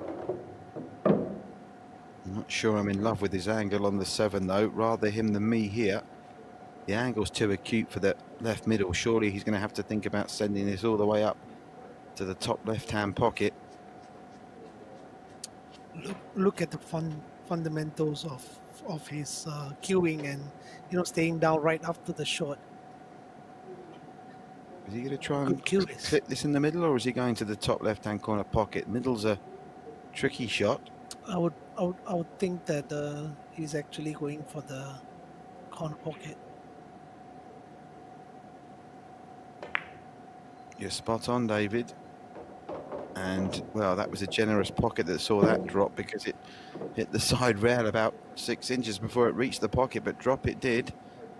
And now it's taken him a while in this 6th rack, but it does look like he's going to go 4-2 up. We didn't see any timeouts used in that first match, did we? Exactly. Yeah, which is a That was surprise. really I'm pretty surprising. sure Sharik's the kind of cool customer that even if he's well ahead, I think might consider using a timeout. We thought Fraser come from 3 racks down yesterday, was 0-3 at the start of the match against Tolian Han.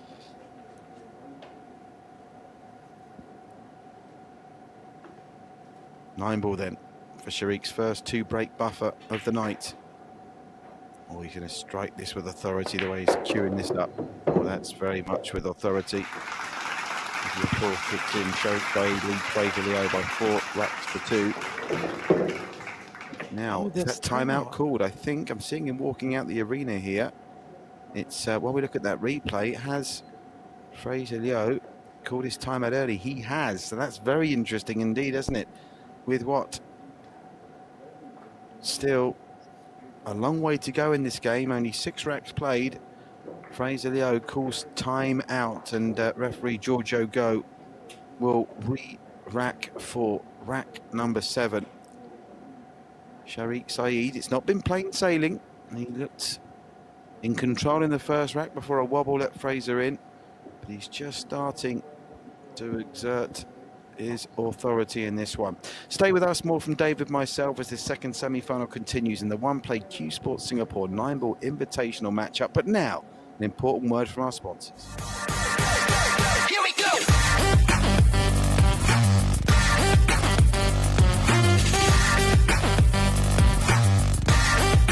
Here we go.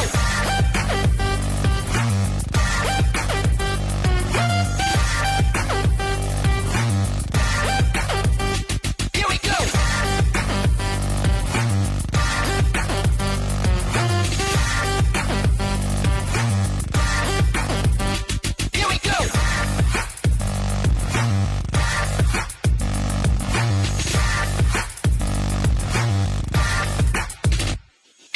Here we go.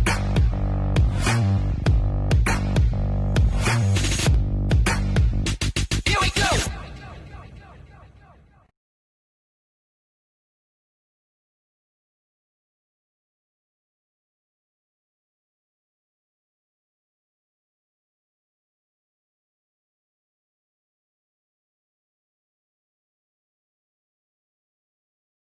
We start each day with high hopes. We meet people, sharing rides with them. People who build their lives around family, around their children's future. People who rely on others to give them a helping hand. And those who cherish quality time with loved ones. And like everyone else, we find comfort in people we trust. People who understand our needs and raise us above all expectations. People who share our dreams.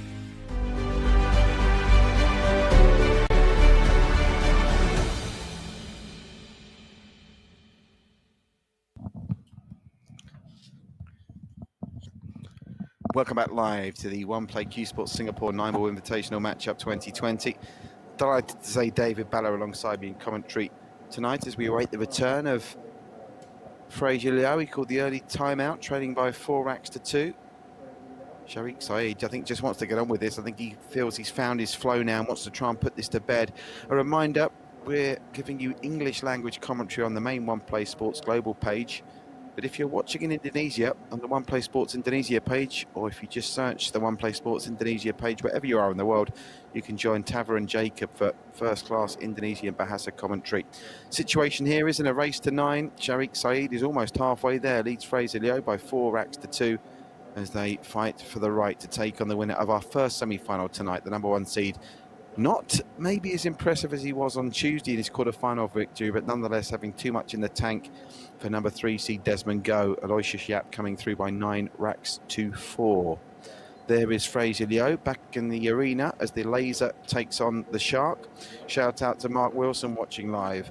Agluba Maricel is watching live, as is Brandon Shin. Jason Can, hope you're well, Jason. Rory Sisko with us, Jenny BT Lim. And Azim Abu Bakar says he's looking forward to the next Lion Cup in Singapore. It would be great if we could give the Lion Cup the same media coverage treatment that we've given this. Wouldn't that be wonderful? Oh, absolutely, because we had quite a bit of invited players that came from Indonesia, Brunei, Malaysia that had joined us for the Lion Cup in the main stage. We had about total of 100 over players, you know, in the Lion Cup. So it would be lovely if we can get them streamed, and I think that would absolutely help to build up the sport in Singapore. Well, that's strange. Not, I think the rack is not. The one wasn't at the top of the rack, was it? So, Sharik, you were allowed to tell the referee to Oh my! re-rack once. Probably he needs a coffee. Was that one? Did I imagine that? Was the one ball not at the top of the rack? Was that Yeah. the change? Or might have just So what imagined would it? have happened if, let's say, the 7 is on top and Sharik breaks off? That will probably be a foul, right? Yes, well, Like, is it's it an the interesting players? situation to be in. Is the player's responsibility to notice? It's Sharik to break off in rack 7. Fraser Leow called his timeout, trailing by 2. Is it going to be a master stroke or is it only delaying the inevitable? Giorgio Go happy with the break. Again, though, Sharik won't be happy with position of cue ball or position of 1 here. So looking at the shot, probably he might wanna play the rail of the 1, and to bring the 1 ball down to split both the 1 ball and the cue ball. Brandon Chin enjoying the broadcast. Great to have you with us, Brandon. Shout out to Biv. He's with us. Mark Wilson talking about the compact and simple stroke delivery by Sharik. I know Mark was very complimentary about Sharik yesterday. Mark says, when I start a professional team, Sharik is going to be my #1 draft pick. We actually have been discussing a team format pool league in Singapore. Very early stages of discussions, but it's encouraging to see so many of you talking in glowing terms about what we're trying to do here at One Play Sports with Cuesports Singapore. Watch this space as Sharik has played a delightful shot. That is absolutely beautiful. Cue ball at one end, 1 ball at the other, and plenty of obstacles in Fraser's path to link the two. Exactly. Absolute sweetness on Sharik's play.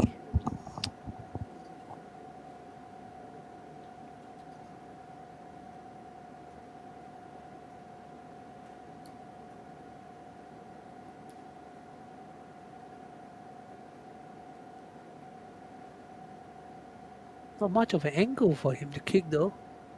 Probably have to play the long rail with the 1 cushion and go in between of the 7 and 9 to hit a second rail contact. Well, trailing by 2 racks, he can't afford for this to go wrong, and go wrong it has. Going to be ball in hand for Sharik Saeed, and all of a sudden there's a slump in the shoulders of Fraser Leow. Keep reminding you though, he trailed 3-0 yesterday against Tolian Han and came back to beat the most established of all Singapore cue smiths.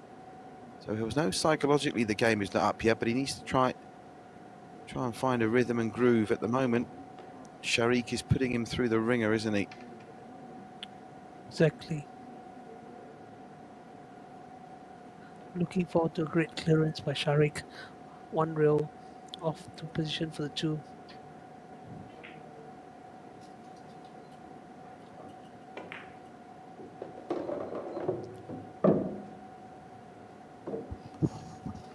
As you can see, majority of the shots are played by the players.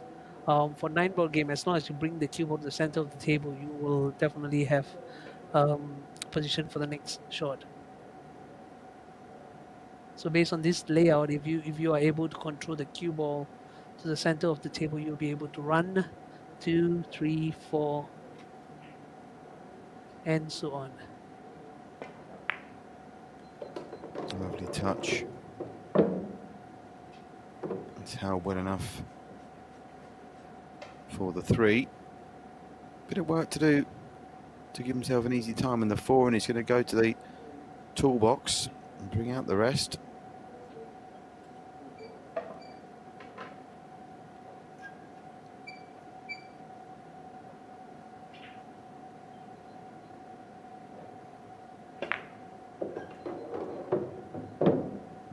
wasn't too much movement there. He anxiously looked as that cue ball for a split second, looked like it might scratch in Exactly. left middle, but he's okay. And he's actually going to be helped by that middle pocket there, because I think it's going to help him get under the cue ball to try and make the transition from 4 to 6.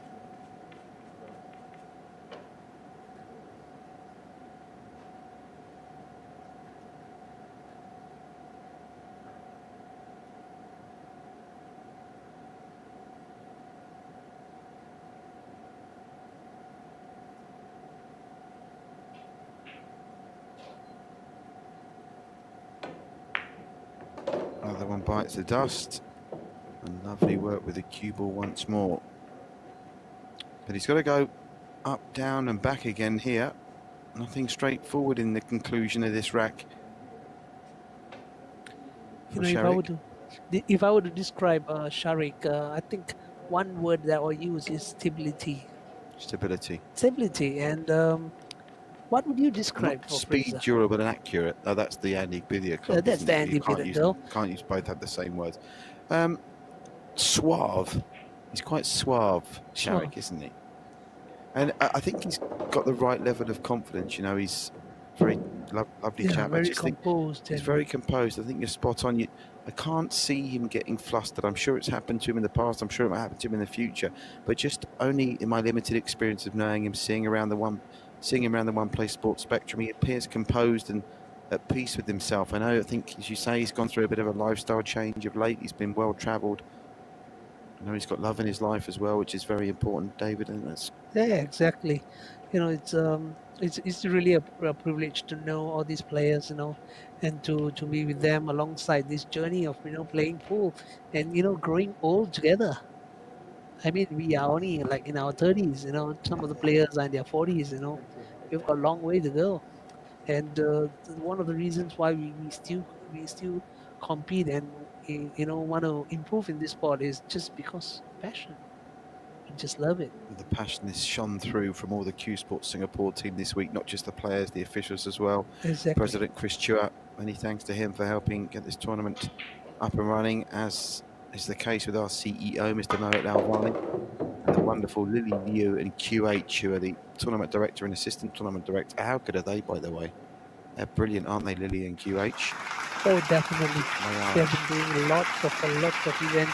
You know, the past 2 to 3 years, you know, they have they started this training academy at Katong Shopping Center, and we had about, you know, close to 30 over events, That's singles, doubles, you know, and team events, and that really helped the players. So, Sharik, in what was not an easy table makeup in this 7th rack, has got one more trembler to open up a 3-rack break. But this is not one I would fancy. But unfortunately, well, fortunately, as is the case, it's not me that's got to play it, and I'm nowhere near the player that Sharik Saeed is. Do you take this on, having done all the hard work? He's thinking about it. What do you do in this position, David? I would probably just keep it simple and just playing striking the cue ball. It's a Well, nerve-breaking shot. big shot on the way.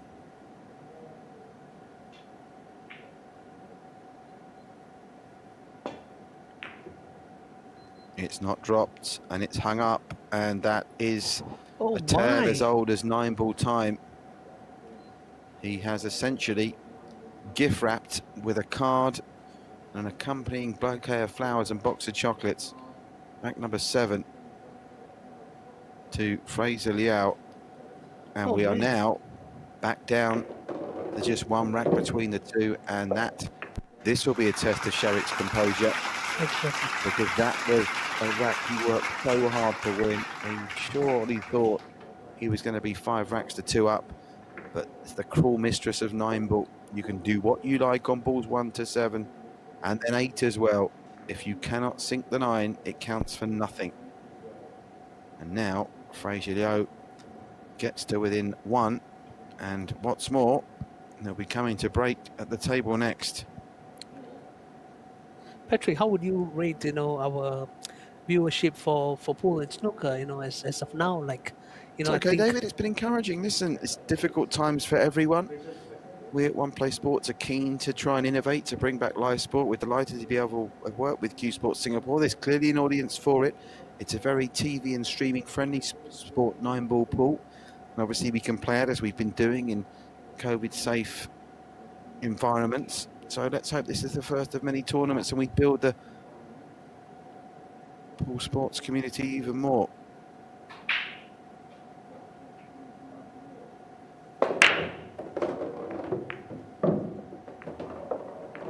Again, look at the action off that break from Fraser. Man. Amazing break by Fraser. Stunning stuff. Well, I hope nobody's in a rush to go anywhere. Not that you would be, with particularly in Singapore, most establishments closed by now. But at 11:15, I'd snuggle up with your last one, fire up the 9-ball pool, because we are going to have, I think, an absorbing 60 minutes or more to come in this contest as Fraser Leow knuckles down to try and level this up after Sharik had a breakdown in the 7th rack. I wonder how would it have been for the whole event if the format of the tournament, format of this event is a winner's break instead of alternates break. Well, of course, some of the big tournaments in the States, the US Open operates on a winner's break format, doesn't it? And we did discuss this before, obviously, as is right. Tournament director Lily Liu, along with the committee at Cuesports Singapore, I did ask the question. I was told it was an alternate break. And I think in the interest of what we're trying to promote and achieve, and maybe that's a nice starting point. We can always, alter the rules as we go along for different tournaments. Yeah, and for Aloysius Yap, I think at this current moment, I've seen him done 13 racks in a row, 13 break and run racks in a row. Who's that? It's Aloysius Yap. 13, but not in competition. Not in competition. The world record in competition is 11, right? I think Efren Reyes has Efren Reyes at 11 in competition. But you've seen Aloysius do 13 in training. Yes, I've seen him done 13 in a row in a training, and actually the video is up on his Facebook. What, the whole stream? With the whole stream, yeah. 13 racks? 13 racks. I must watch that. Yeah. But it's one thing doing it in training. It's another thing doing it in the blood, thunder and guts of 9-ball competition as Fraser. Is he too straight on this 6? But he'd rather have had a bit more of an angle. He's got to go 6 to 7. That's comfortable enough. Now the shot is 7 to 8. This is the ball game, really. Oh, I love this shot.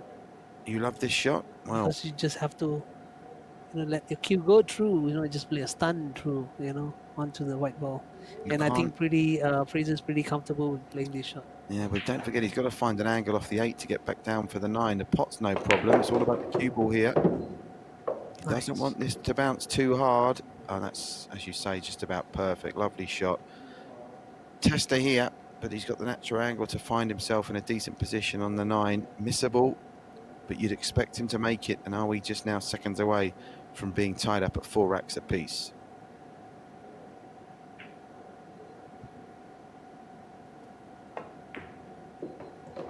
Down it goes.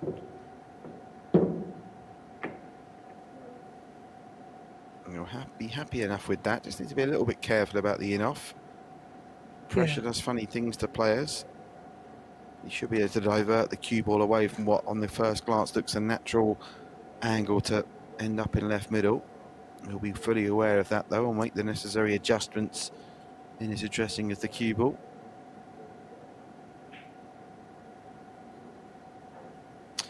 Brandon's correcting me quite rightly. Efren Reyes is 9 in a row. It's El Strickland that ran the 11 racks in a row. Thank you, Brandon. I'm getting my Efren Reyes. 4-4. 4-4. Well, I don't think anyone will be breaking by Fraser Leow. 11 racks in a row tonight, because I think this is a nip and tuck affair, and they certainly won't be breaking and running 11 in a row because we're playing alternate break. Yeah. 2,300 Singapore dollars is why you're seeing these players under a bit of pressure. Our race to 9 semi-finals, followed by our race to 11 final tomorrow. And if you are just joining us, you missed a great 4 nights of quarterfinals action, including our 2 wildcards taking their chances on Monday. Jessica Tan and Nicholas Tan just falling short, but Nicholas in particular, most unfortunate. And if you go through the One Play Sports Facebook page, you can find the back catalogue of all those broadcasts in case you want to watch them all, Paul, when we go off air later on. Brandon Shin is a fountain of knowledge. Ernesto Dominguez ran 13 racks in a row in the Japan Open in the early 90s in competition. So Aloysius Yap is watching now. Aloysius, your dear friend here, tells me you ran how many racks did he run? 13. 13 racks, Aloysius. Very impressive. I think we're going to be referring and deferring to Brandon Shin if we've got any more 9-ball trivia questions coming your way. Many thanks, Brandon. Meanwhile, rack number 9, Sharik, again, will not be happy with the break-off shot there either. Well, first couple of racks, he was swagging around. It looked like he was in fine flowing form. He's just been interrupted in the last 20 minutes or so of action. Yeah, exactly. It's been interrupted in the last 20 minutes, but you know, let's see what happens. I'm pretty. It's going to be impressive when Sharik tries for a bank on the 1 ball. It's probably a 2-way shot. Oh no, I don't think so. It's just going for the save. Just going to play this deftly and try and leave it halfway up the rail. Oh my word, where's the cue ball here? If the cue ball's not gone a great distance, can he see this? Don't think he can see it full ball enough to cut it in.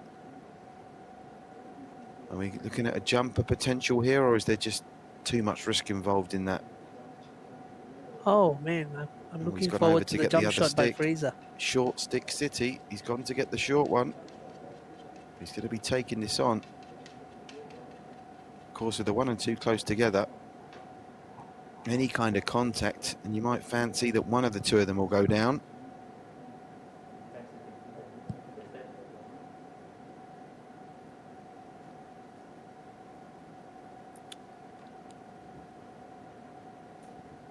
Fraser is one of the best jumpers around locally.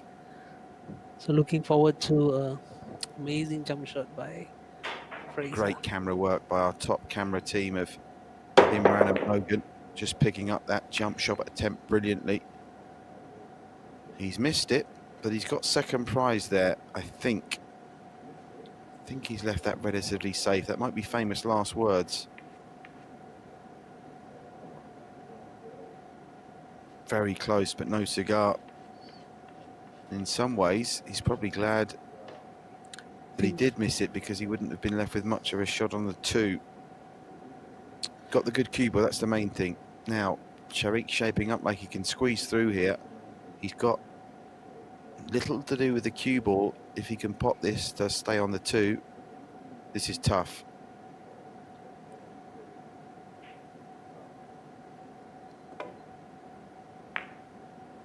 No, missed by quite some distance, if truth be told. And I like the look of the Fraser Leow shot now rather than I did the Sharik one he's just missed. So this is an opportunity for Sharik. Trailed 4-2, remember. Battle back to 4-4. And he showed last night against Tolian Han, he can be a very fast finisher indeed. 3-0 down, 1-7-5. Big shot this. You get it, and you fancy he might be taking the lead for the first time since the first rack. Down it goes.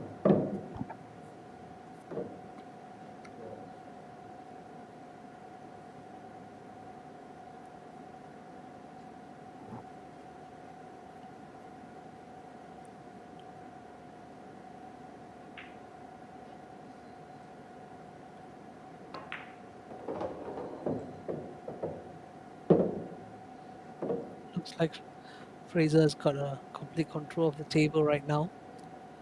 The tricky shot on this rack probably is the 6 to the 7 ball, and if he gets to the 7, probably the rack is his. Straightforward shots. He's on the brink here. They're winning 3 racks in a row. And don't forget, he'll be breaking in the next rack as well.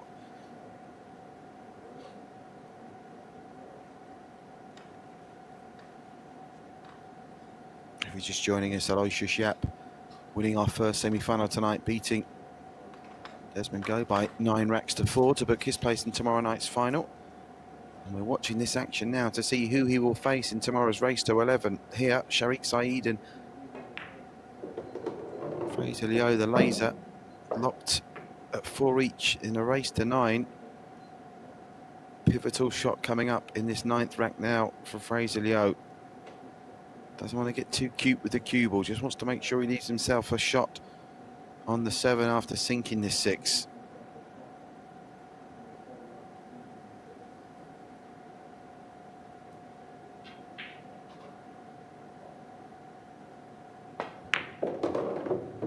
Lovely work, that's lovely. Managed to play that with power and delicacy at the same time. Exactly. He can just follow through on this 7 now, can't he? To get top side of the 8, roll that one in. And all of a sudden, rack number 9 looks like it belongs to Fraser Leow.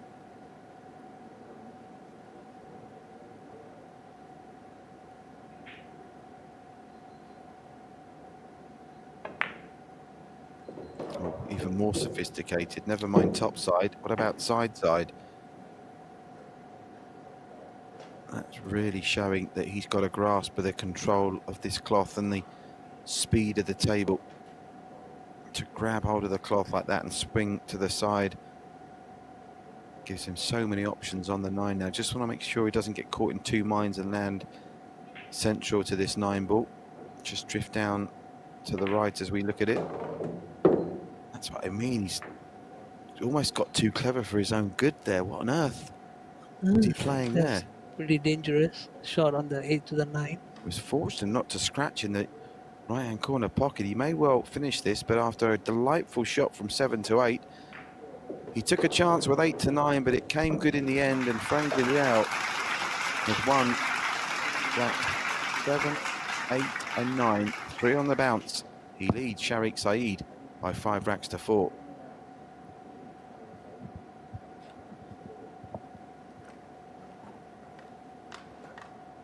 Well, he made life difficult for himself there, but that's fine, as long as you finish off the job. What's Sharik Saeed thinking now? Because he went 4-2 up, and all of a sudden we were thinking, what time's the last MRT? We might not yet need to get taxis home tonight. Now all of a sudden, I'm glad I brought a sleeping bag, because we could be staying here overnight, David. I think so. I didn't bring my sleeping bag though. You can share I'll probably mine. head back to sleep. Audience effects are artificial. Just a disclaimer there. We're doing our very best to bring you the authentic live sport experience while maintaining safe distancing and COVID secure measures. And that's why our crowd effects are artificial. April Yapp, go Shark, she says. There's lots of banter going back and forth amongst our community here on One Play Sports. Don't forget to like, share, follow, comment. Seems to be a pretty split comment section as to who wants Sharik and who wants Fraser. The supporters of Fraser will be on good terms with themselves at the moment, and very much so. Look at the kiss he got on the cue ball there. That has given him a beautiful position on the 1. And that's been the story of the last half hour. Every break that Sharik's made, things haven't fallen for him off it. And every break that Fraser makes, I mean, look at this kiss here. Absolutely sensational, with the 6 really doing So him a good turn. It's a bit too early to say, but I think there's a possible chance to have an upset tonight. You know, with the performance of Fraser. And But it's not too early to say it, buddy. If he takes this rack, he's only got to win 3.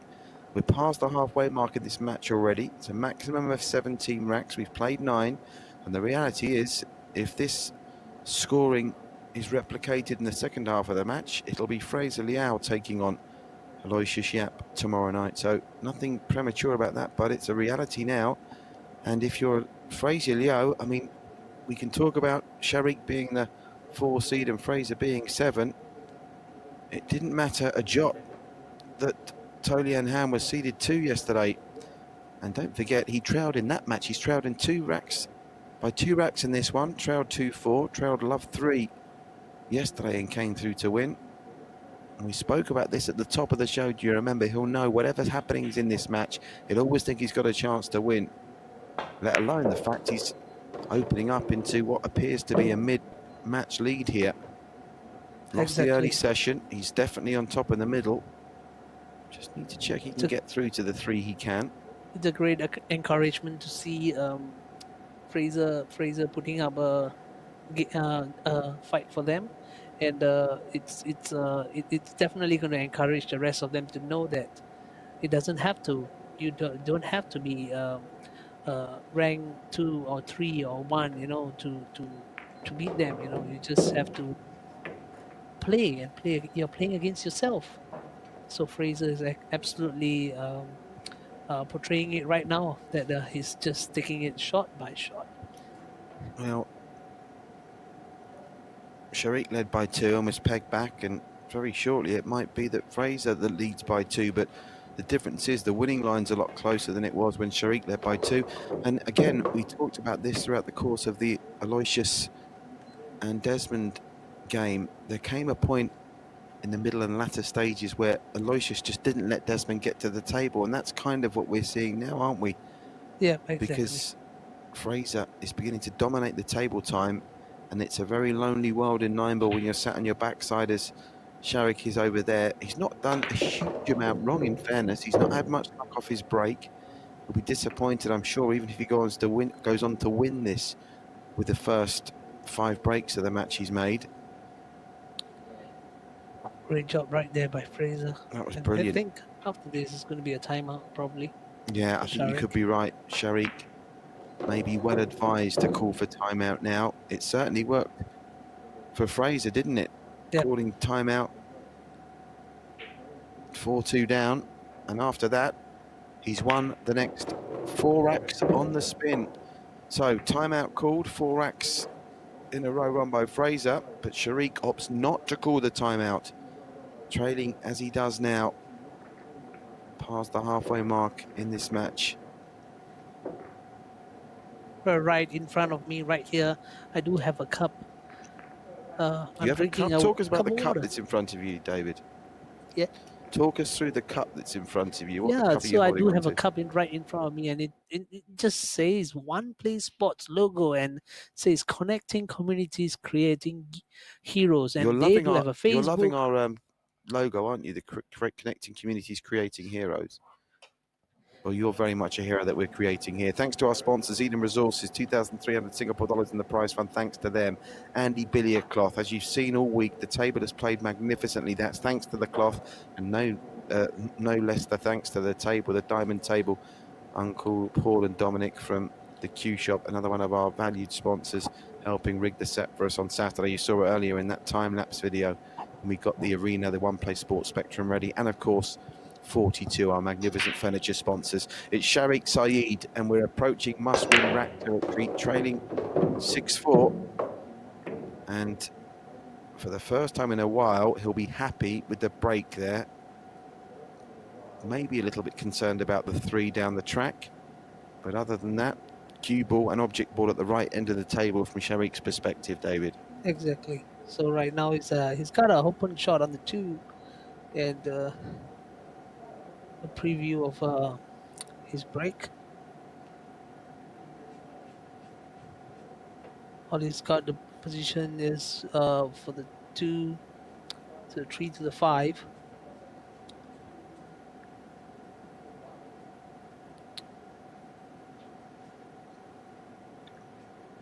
Pressure's on Sharik now, there's no question about that. The way that Fraser's playing, Sharik will know any mistake is very likely to be capitalised. This is a difficult transition here, 2 to 3. All eyes on it. Plays it nicely. Delicate little shot this as well.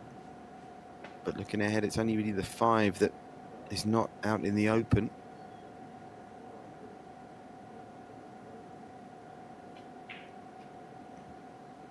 Needs the cue ball to travel correctly here. To judge the pace just right.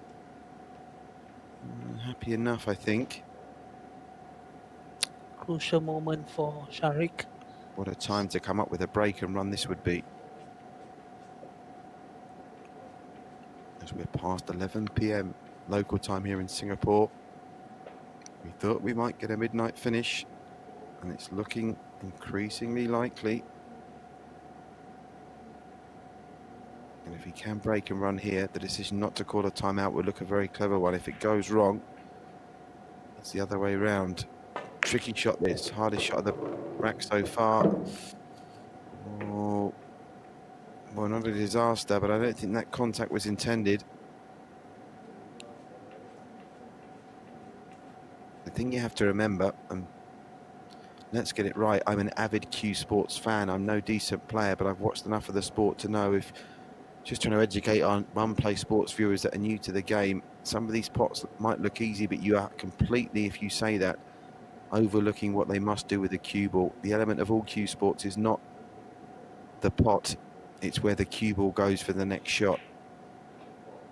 Potting's only a small fraction of the battle.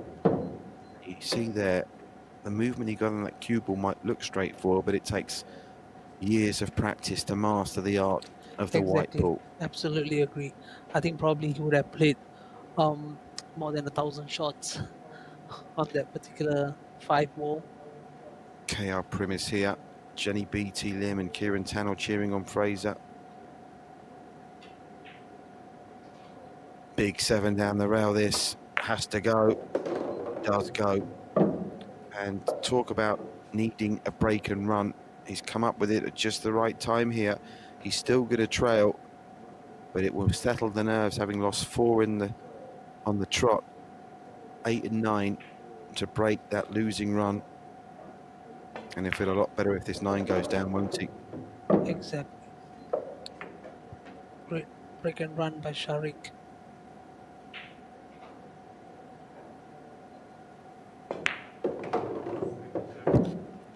Sharik Saeed halves the arrears. It's now 6-5 in Fraser Leow's favour, and it'll be Fraser to break off in rack 12 of a possible 17 as you watch live.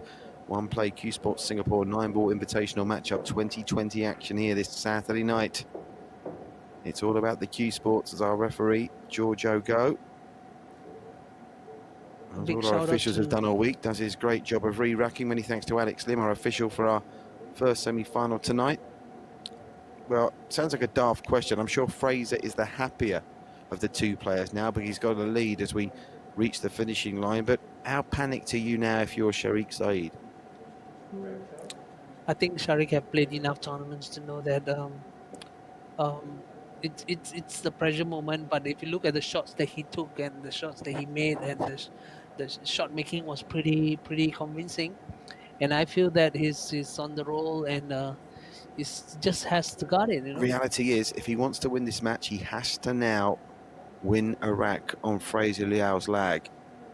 And there's no time like the present. So he'll be praying that he gets a look and can break off from Fraser. Break is a safe one. Oh, I think he's all right on the 1 here. Yep. 2's hard up against the fence on the left-hand side, the bottom left-hand side of the table, but I think he's all right with the angle.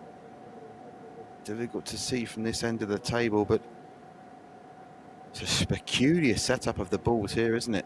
Yeah. I think it's a bit challenging to get to the position of 2 unless he... But he's not as close to the 5 there as he thought he was initially, right? So Yep. if he can get an angle to swing round on this one, it's slightly easier. There's a natural pathway. You can see that's the point of the cushion he's looking at. He might probably want to go in between of the 2 and 9.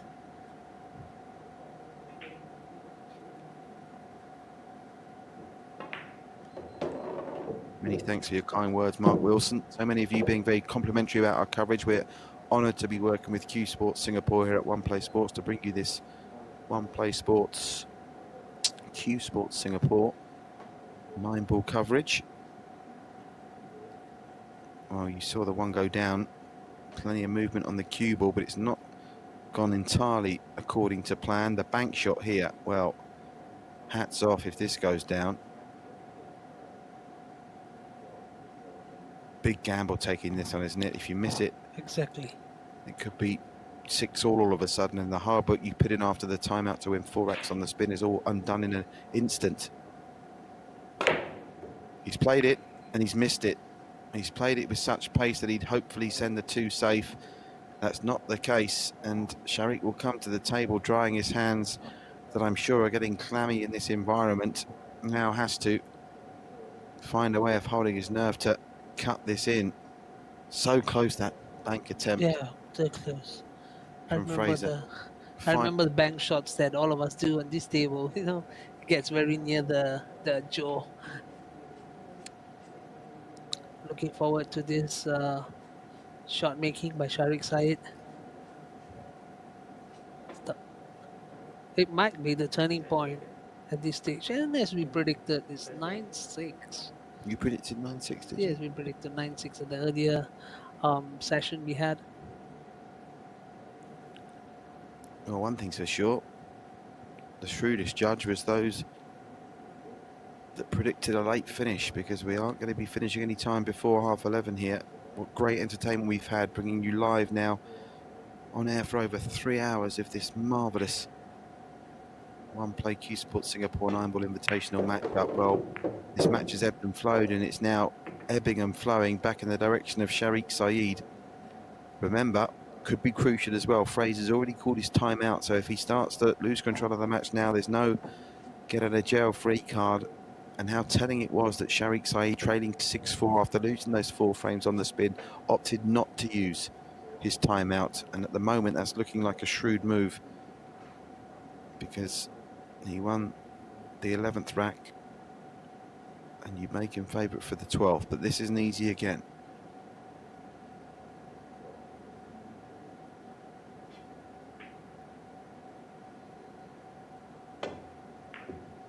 He's taken it on and he's missed it.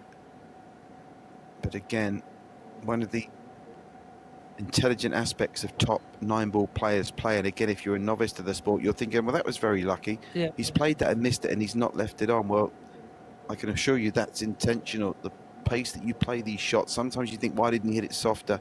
You play it at a pace where you almost know if you miss, you've got a high percentage of not leaving it on for your opponent who comes in next. Exactly. Totally agree with that. Totally. There's a possibility here that Fraser might go for the 3-8 combination, or he might just use the 8 as a stopper to do a safety shot. Oh, the 8 now is over that pocket big time, and well, you get the feeling this could be a crucial game in the context of this match. It's Fraser by 1, Sharik with the opportunity to level it up. This didn't miss by much, by the way. A very bold and ambitious attempt, but ultimately to no avail, and Sharik is back to the table. Well, you fancy any kind of contact on the 8, it's dropping. Question is, you've got to can't afford to scratch the cue ball, and you need to leave yourself a shot next up. He's played the 2-way there and played that quite magnificently, because now he's in 2 and 7 combo territory.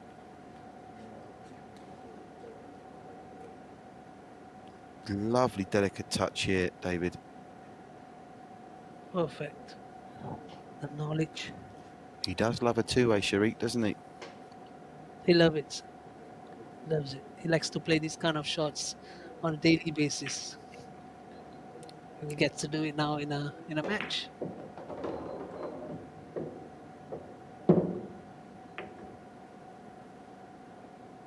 Just got to be careful. He's travelled further than he wanted here.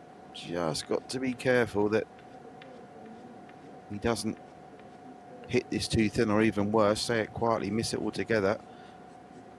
You've seen players under pressure miss these shots completely, as in they just drift past the object ball without making contact.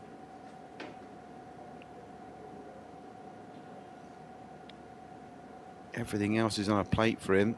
No mistakes here for Sharik Saeed if he wants to level it up at 6 each. mistake. And this has been impressive. What a turnaround of table, and this might bring Well, them to a level playing ground. 6-6. of the last 8 frames, they won 4 each, but of course it's the middle 4 of those 8 frames that were all won by Fraser Leow. The last 2, and the momentum in this race to 9 contest is arguably now with Sharik Saeed. It will be as well, I hasten to add, Sharik Saeed to break in the 13th rack. So technically, remember when we spoke about the break off in this rack? Sharik had to win 1 rack on Fraser's break in order to be able to win. He's got that requirement out the window early here. Now, of course, it's the important matter of holding on to his own break-off shot, which is coming next as he sends the 9 ball to right middle, and we're all square at 6 apiece, folks, with a possible 5 more to play. We're essentially in race to 3 territory. Exactly. Exciting. Exciting stuff here live on One Play Sports. Lots of debate over the development of both Fraser and Sharik as professionals. One Play Sports and Cuesports Singapore present to you the One Play Cuesports Singapore 9-ball invitational matchup. We started back on Monday. The whole back catalogue of all the action is there for you to enjoy on the One Play Sports Facebook page. We've still got another 5 racks potentially here tonight, and don't forget to join us tomorrow night at 9 p.m. Singapore time, GMT plus 8 for the grand final. Here's a question from Derek Chan, who says diamond tables bank differently from what most Singaporean players are used to. Is that a fact? That the diamond tables bank differently? I've tried it on table. I don't think there's much of a difference as other tables. I take it as normal.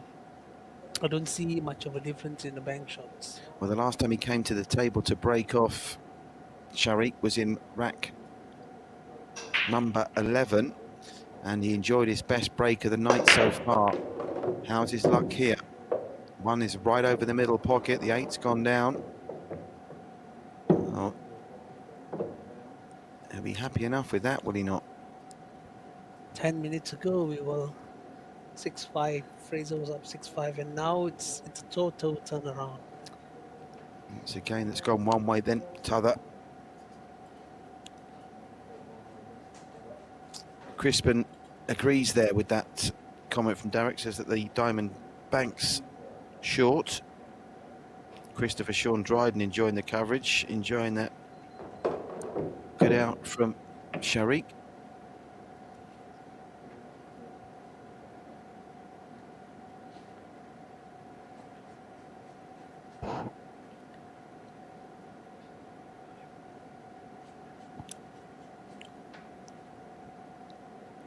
You know, yesterday I've got one of our friends asking, will there be shots?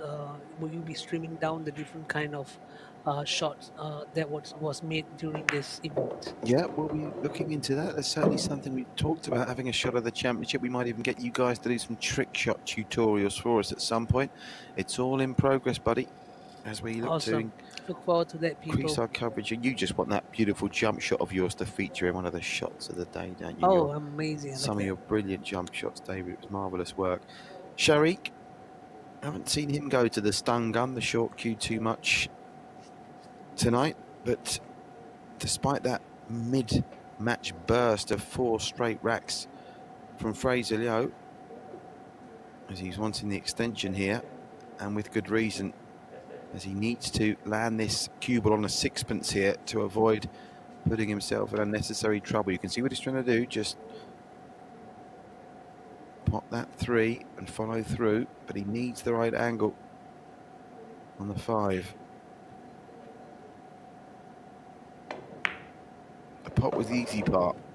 The position's what this shot was all about. It needs to be on the right side of it. And straight away his body language will tell you whether he's happy. I always find when a player goes to the chalk to the tip of the cue instantly. They like what they see. That's why I'd love to play poker against the 9-ball player. The contact there wasn't altogether clean, was it? The ball hopped up in the air briefly, but he's straight back down to business. And 5 is dispatched with the minimum of fuss. You can see from there that the 6 is over the pocket, but he might have to come up and down for 7. 8 gone, and just like that, the pattern of the last half hour's play has been remarkable. From 4-2 Sharik, it went 6-4 Fraser. 6-4 Fraser. It's looking very much like 7-6 Sharik. And he's essentially on the brink of going 1 up in a race to just 3, 2 away from victory. But I still wouldn't like to call a winner, would you, David? Yep, pretty exciting match. I always love to see matches that have a close fight, and I love this matches played by our local players. Okay, our Prim says, is Fraser from Singapore too? Yes, he is. It's the top 8 Singapore players in this 9-ball invitational, plus Nicholas Tan, who qualified as leading junior, and Jessica Tan, leading female. They played off in our pre-quarterfinal qualifiers on Monday. And just to give you some insight into how busy Fraser's been, this is actually his 3rd match of the competition. He had to fight his way through his pre-qualifier quarterfinal, where he got the better of Jessica Tan, I think by 7 racks to 4, if my memory serves. As you see, Sharik, marvellous work at the table off his own break to get the job done, including 2 delightful positional shots, and he regains the lead for the first time in around about half an hour. Half an hour ago, he led 4-3, having led 4-2. Fraser won 4 on the spin to make it 6-4, but since then, Sharik has won 3 on the bounce. And now it's must-win rack territory off his own break for Fraser Leow, who needs a rack Is win that from just somewhere. you or me? I'm just feeling the pressure right now. I at am, this buddy. moment. I'm on the edge of my seat, literally and metaphorically. And I'm I think, almost done with my glass of drink, cup of drink. is that hinting for someone to get you another one? Probably. Need some action off this break. 1 goes into the middle, that will help him. Now, where's the 2 shaping up to be? He's got a shot on the 2, but he's going to have to nail it because the 3 is hanging over the right middle pocket. Tell you something. I would love to watch. I would love to watch whoever wins to climb on the table, and to shout, "Yes, I won!" David, now you're just talking crazy, mate. I think we need to get you some more drink. We've got a grand final to play on this table tomorrow. It's a high-cost, high-value item. These tables are worth fortunes. We can't have players jumping up and down on them, David. Probably we can. I'm getting very worried about you now, David. Calm down, man. Save it for the final. We can have this. Oh, my word, the 2. It's rattled the jaws. And all of a sudden, Fraser Leow's night is not going according to plan. But that shot is going to hunt him for the rest of the night. Well, it's the kind of shot that can finish you off. This isn't a rack that can see Sharik claim his place in the final, but it can take him to within 1. Being so close over the pocket, he has just got to navigate how to go back up the table.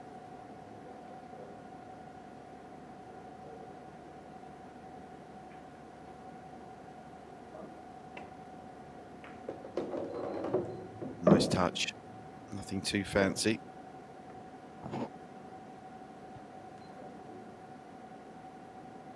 I can see Aloysius Yap, who's I think by now probably practicing at the academy.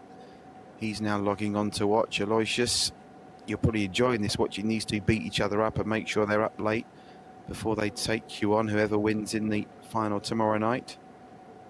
But both these players, Fraser and Sharik, have shown in bursts in this game that they could be a match for Aloysius. It's a question of whether they can do it over a long format of 11 racks, because they've both had peaks. They've had a trough as well. You don't tend to get too many troughs in Aloysius's game. Exactly. So But it's definitely different for whoever that goes to the finals, because it totally, there will be a different mindset because they are in the finals, so they are in the last lap to winning the championship.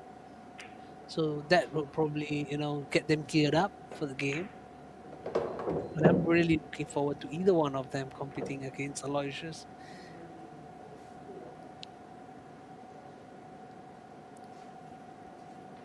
5-6. Not time, but the transition that Sharik's got to navigate now.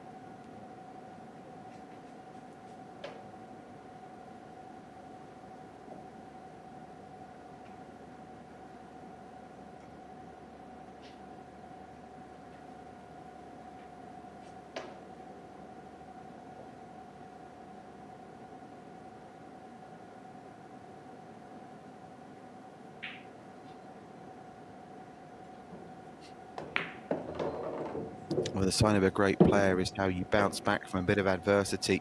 He lost those 4 racks on the spin to go from 4-2 up to 6-4 down. Didn't panic. Didn't even call timeout, which surprised us at the time. But Sharik has proved that, as it stands, to be a sage call, because he's on the brink of giving Fraser a taste of his own medicine and winning his 4th straight rack himself. And you'd rather be winning 4 straight racks at the end of a game than at the beginning of one.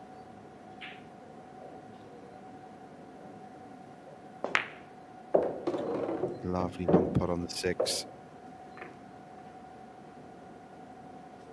We've asked this to all the players this week, David. How have you found playing wearing the mask? Are you getting used to it now? I'm still getting used to wearing a mask to play, because it stops me from wearing my spectacles. Which is difficult. yeah, You're known so- as a spectacle player. We had plenty of people asking that question. Where are David's spectacles on Wednesday, when unfortunately Yeah, you lost so, out? if there's the next event, I'll probably will be wearing my spectacles and find a way to cover my nose and my mouth. Here is Sharik Saeed with a straightforward 9 to make it 4 racks on the spin and to move within 1 victory. Down it goes. And I don't think he'll be calling timeout now. I'd be surprised if he does. He's kept the timeout in his back pocket. And there's no timeout for Fraser to use. He called it at 2-4 down.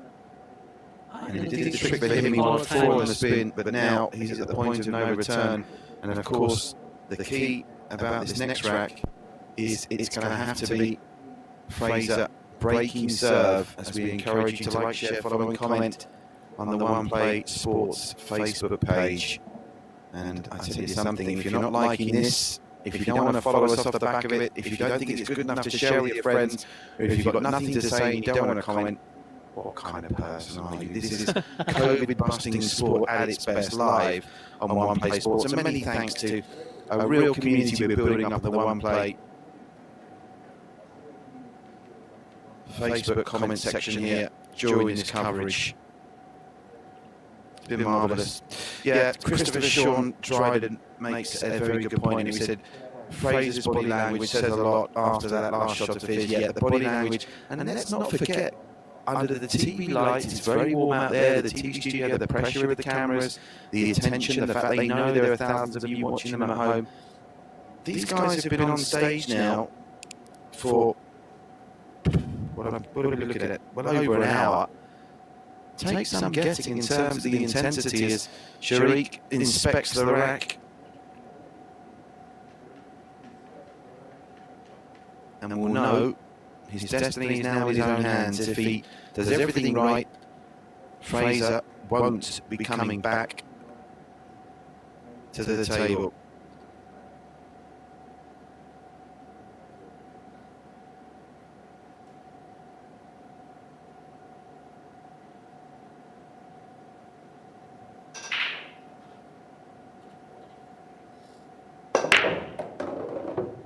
Plenty of action on the break. I'm delighted to see from George. Joe Go is legal. He's kind of caught between 2 stalls with the one, but he has got a shot on. Just the one going down on the break, that was the 3. Tactically, even when he went on that 4-rack losing run, Sharik, it was more that Fraser was playing well than that Sharik was doing anything wrong. He's kept his composure and he's looking comfortable out there now, isn't he? Yes, very comfortable. All he needs to do right now is just get the position on the 1 to the 2, which probably has to play 3 rails to get to the position of 2. A very intense wreck for Sharik. Well, he's found a path, I think, to avoid contact here, but you don't want to neglect the pot. If he does try and cut this into right middle, it's still a deft shot.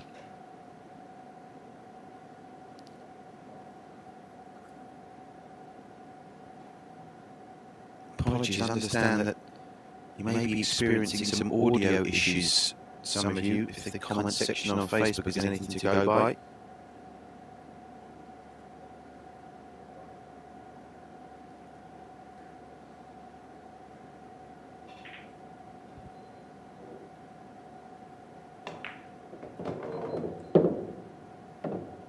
Managed it well. Just okay on the 2. Just a little, one more roll on the white ball. That would be perfect for the 2 ball right now. Yeah, so crucial ball for Sharik right now to pocket the 2 ball and to bounce off for the 3. Big shout out to every single fan out there. We just appreciate you guys for joining us today. You know, we had more than 250 views today, and we're really excited for what's coming up in the next few months.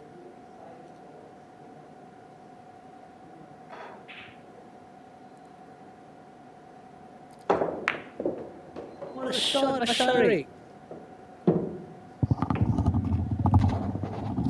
Right now, his 6 balls away to getting to the finals, the 4, 5, 6, 8, 7, 8, and 9.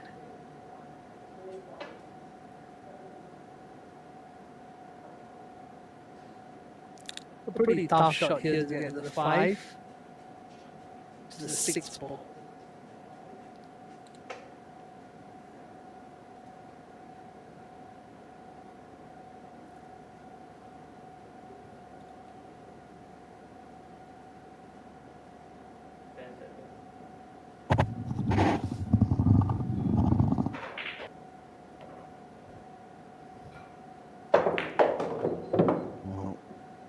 What a shot! Sharik now.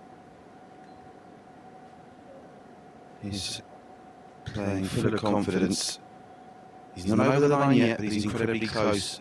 And I think it would be fitting if he could clear up from here and claim victory, because it's been the hallmark of his performance. A couple of great break and runs, and he's just looked so composed. And as I said, crucially, he's coped with adversity, because it's inevitable in a race to 11. He's going to be sat on his backside for large portions of time. So that 4-rack run by Fraser, I think actually might stand him in good stead if he goes on to win this and has to take on Aloysius tomorrow, because he's never panicked, has he? He's kept his cool. Yeah. And some of the shot making he's coming out with late on here is really exceptional. Maybe a tad fortunate to get that contact on the 6, but you make your own luck in this game to a certain extent, don't you? Yeah, exactly. Things right now it's under pressure for Sharik as he's to finish the game and to look forward to the finals, and it's pretty much not over yet. Still got 4 balls on the table, and I assume Fraser's looking forward to a shot. Incredible. From 4-2 up, he trailed 6-4. And now he's on the brink of winning 5 straight racks to close this match out. And there's very little Fraser can do about it. That's another beauty. Oh, just didn't want the kiss. I think he's going to be okay, but that would have been an absolute work of art if it had just come around the 7 ball there. As it is, it's going to make his options here. Look at that. As you see, the cue balls, one to keep an eye on here. Just missed the shot there, the cue ball trying to escape around the 7, wasn't to be. Now he's going to try and pop this into a blind pocket, hasn't he, and drop himself onto the 8. Big ask, this could still go wrong. And let's not be writing Fraser's obituary yet, he could still get another chance here. And if he was to take this rack, all of a sudden is back on serve this match. Big shot. If he pots this, he deserves to be in the final.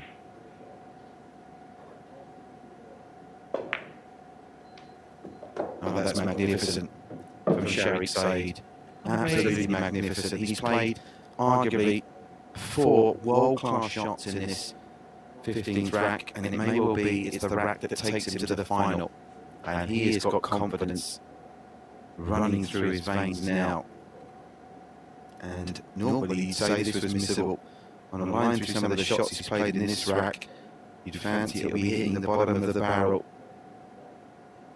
It's just a couple of seconds time. And there it goes. He's just one shot away from the final now. Where's his cue ball? His cue ball is okay. And again, I'll repeat what I said for the previous shot. Normally, in high pressure TV tournament, setup's missable. But this 15th rack, he saved the best till last. It is quite simply a virtuoso performance from Sharik Saeed, who is through to the one-play Cuesports Singapore 9-Ball Invitational Match Up final. He has won the final 5 racks of this contest to go from thick 4 down to go through 9 tricks. And David, off the back of that performance, he can carry how he played in those last 5 racks through. And look, he's emotional off the back of it through to the match-up against Aloysius tomorrow.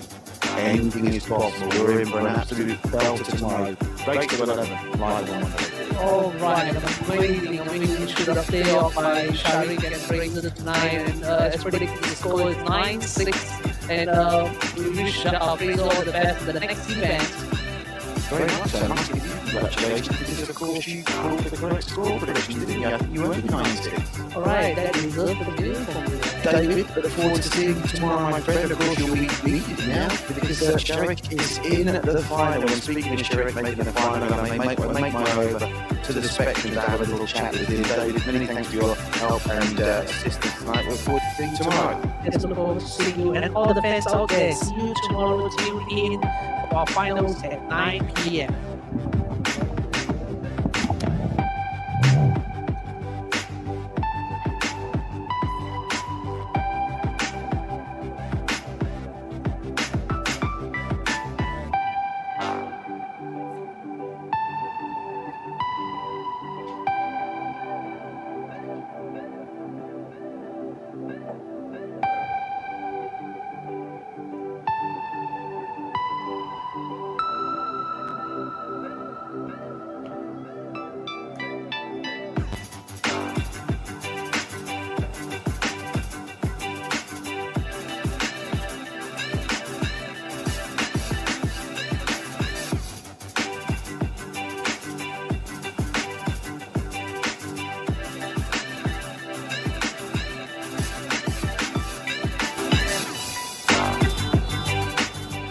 Welcome back live into the One Play Sports Spectrum. I am with a very happy man. My co-commentator this week is not going to be with me in the final. That's because he's playing in it.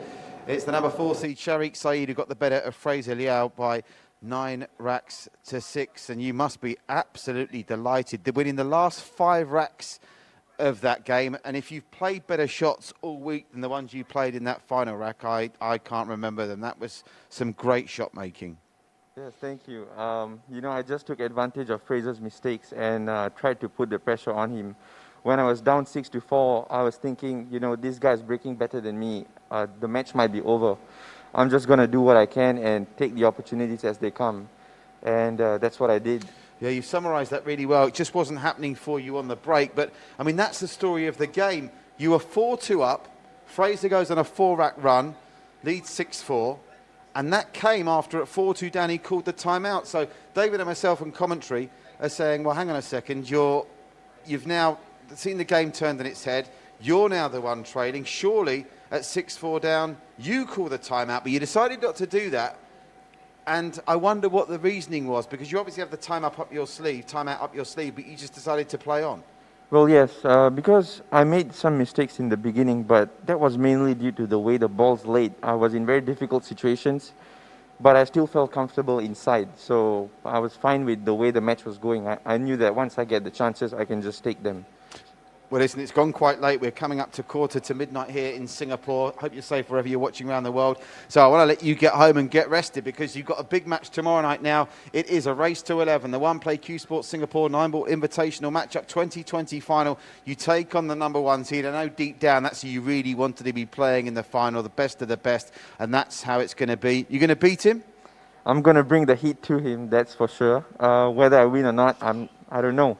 But I'm going to give it my best. The Shark is going to bring the heat to the Golden Boy live on One Play Sports tomorrow night. We'll let you get rested. Stay with me for 1 second, Sharik, as we sign off from all the team here at the One Play Sports Spectrum. And a reminder, tomorrow night, it's finals time. Number 1 seed, Aloysius Yap, the Golden Boy, up against the Shark, who showed tonight he means business.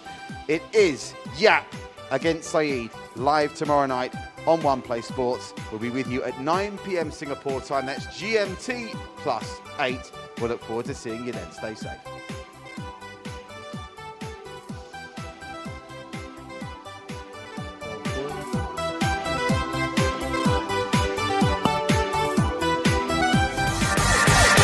Here we go.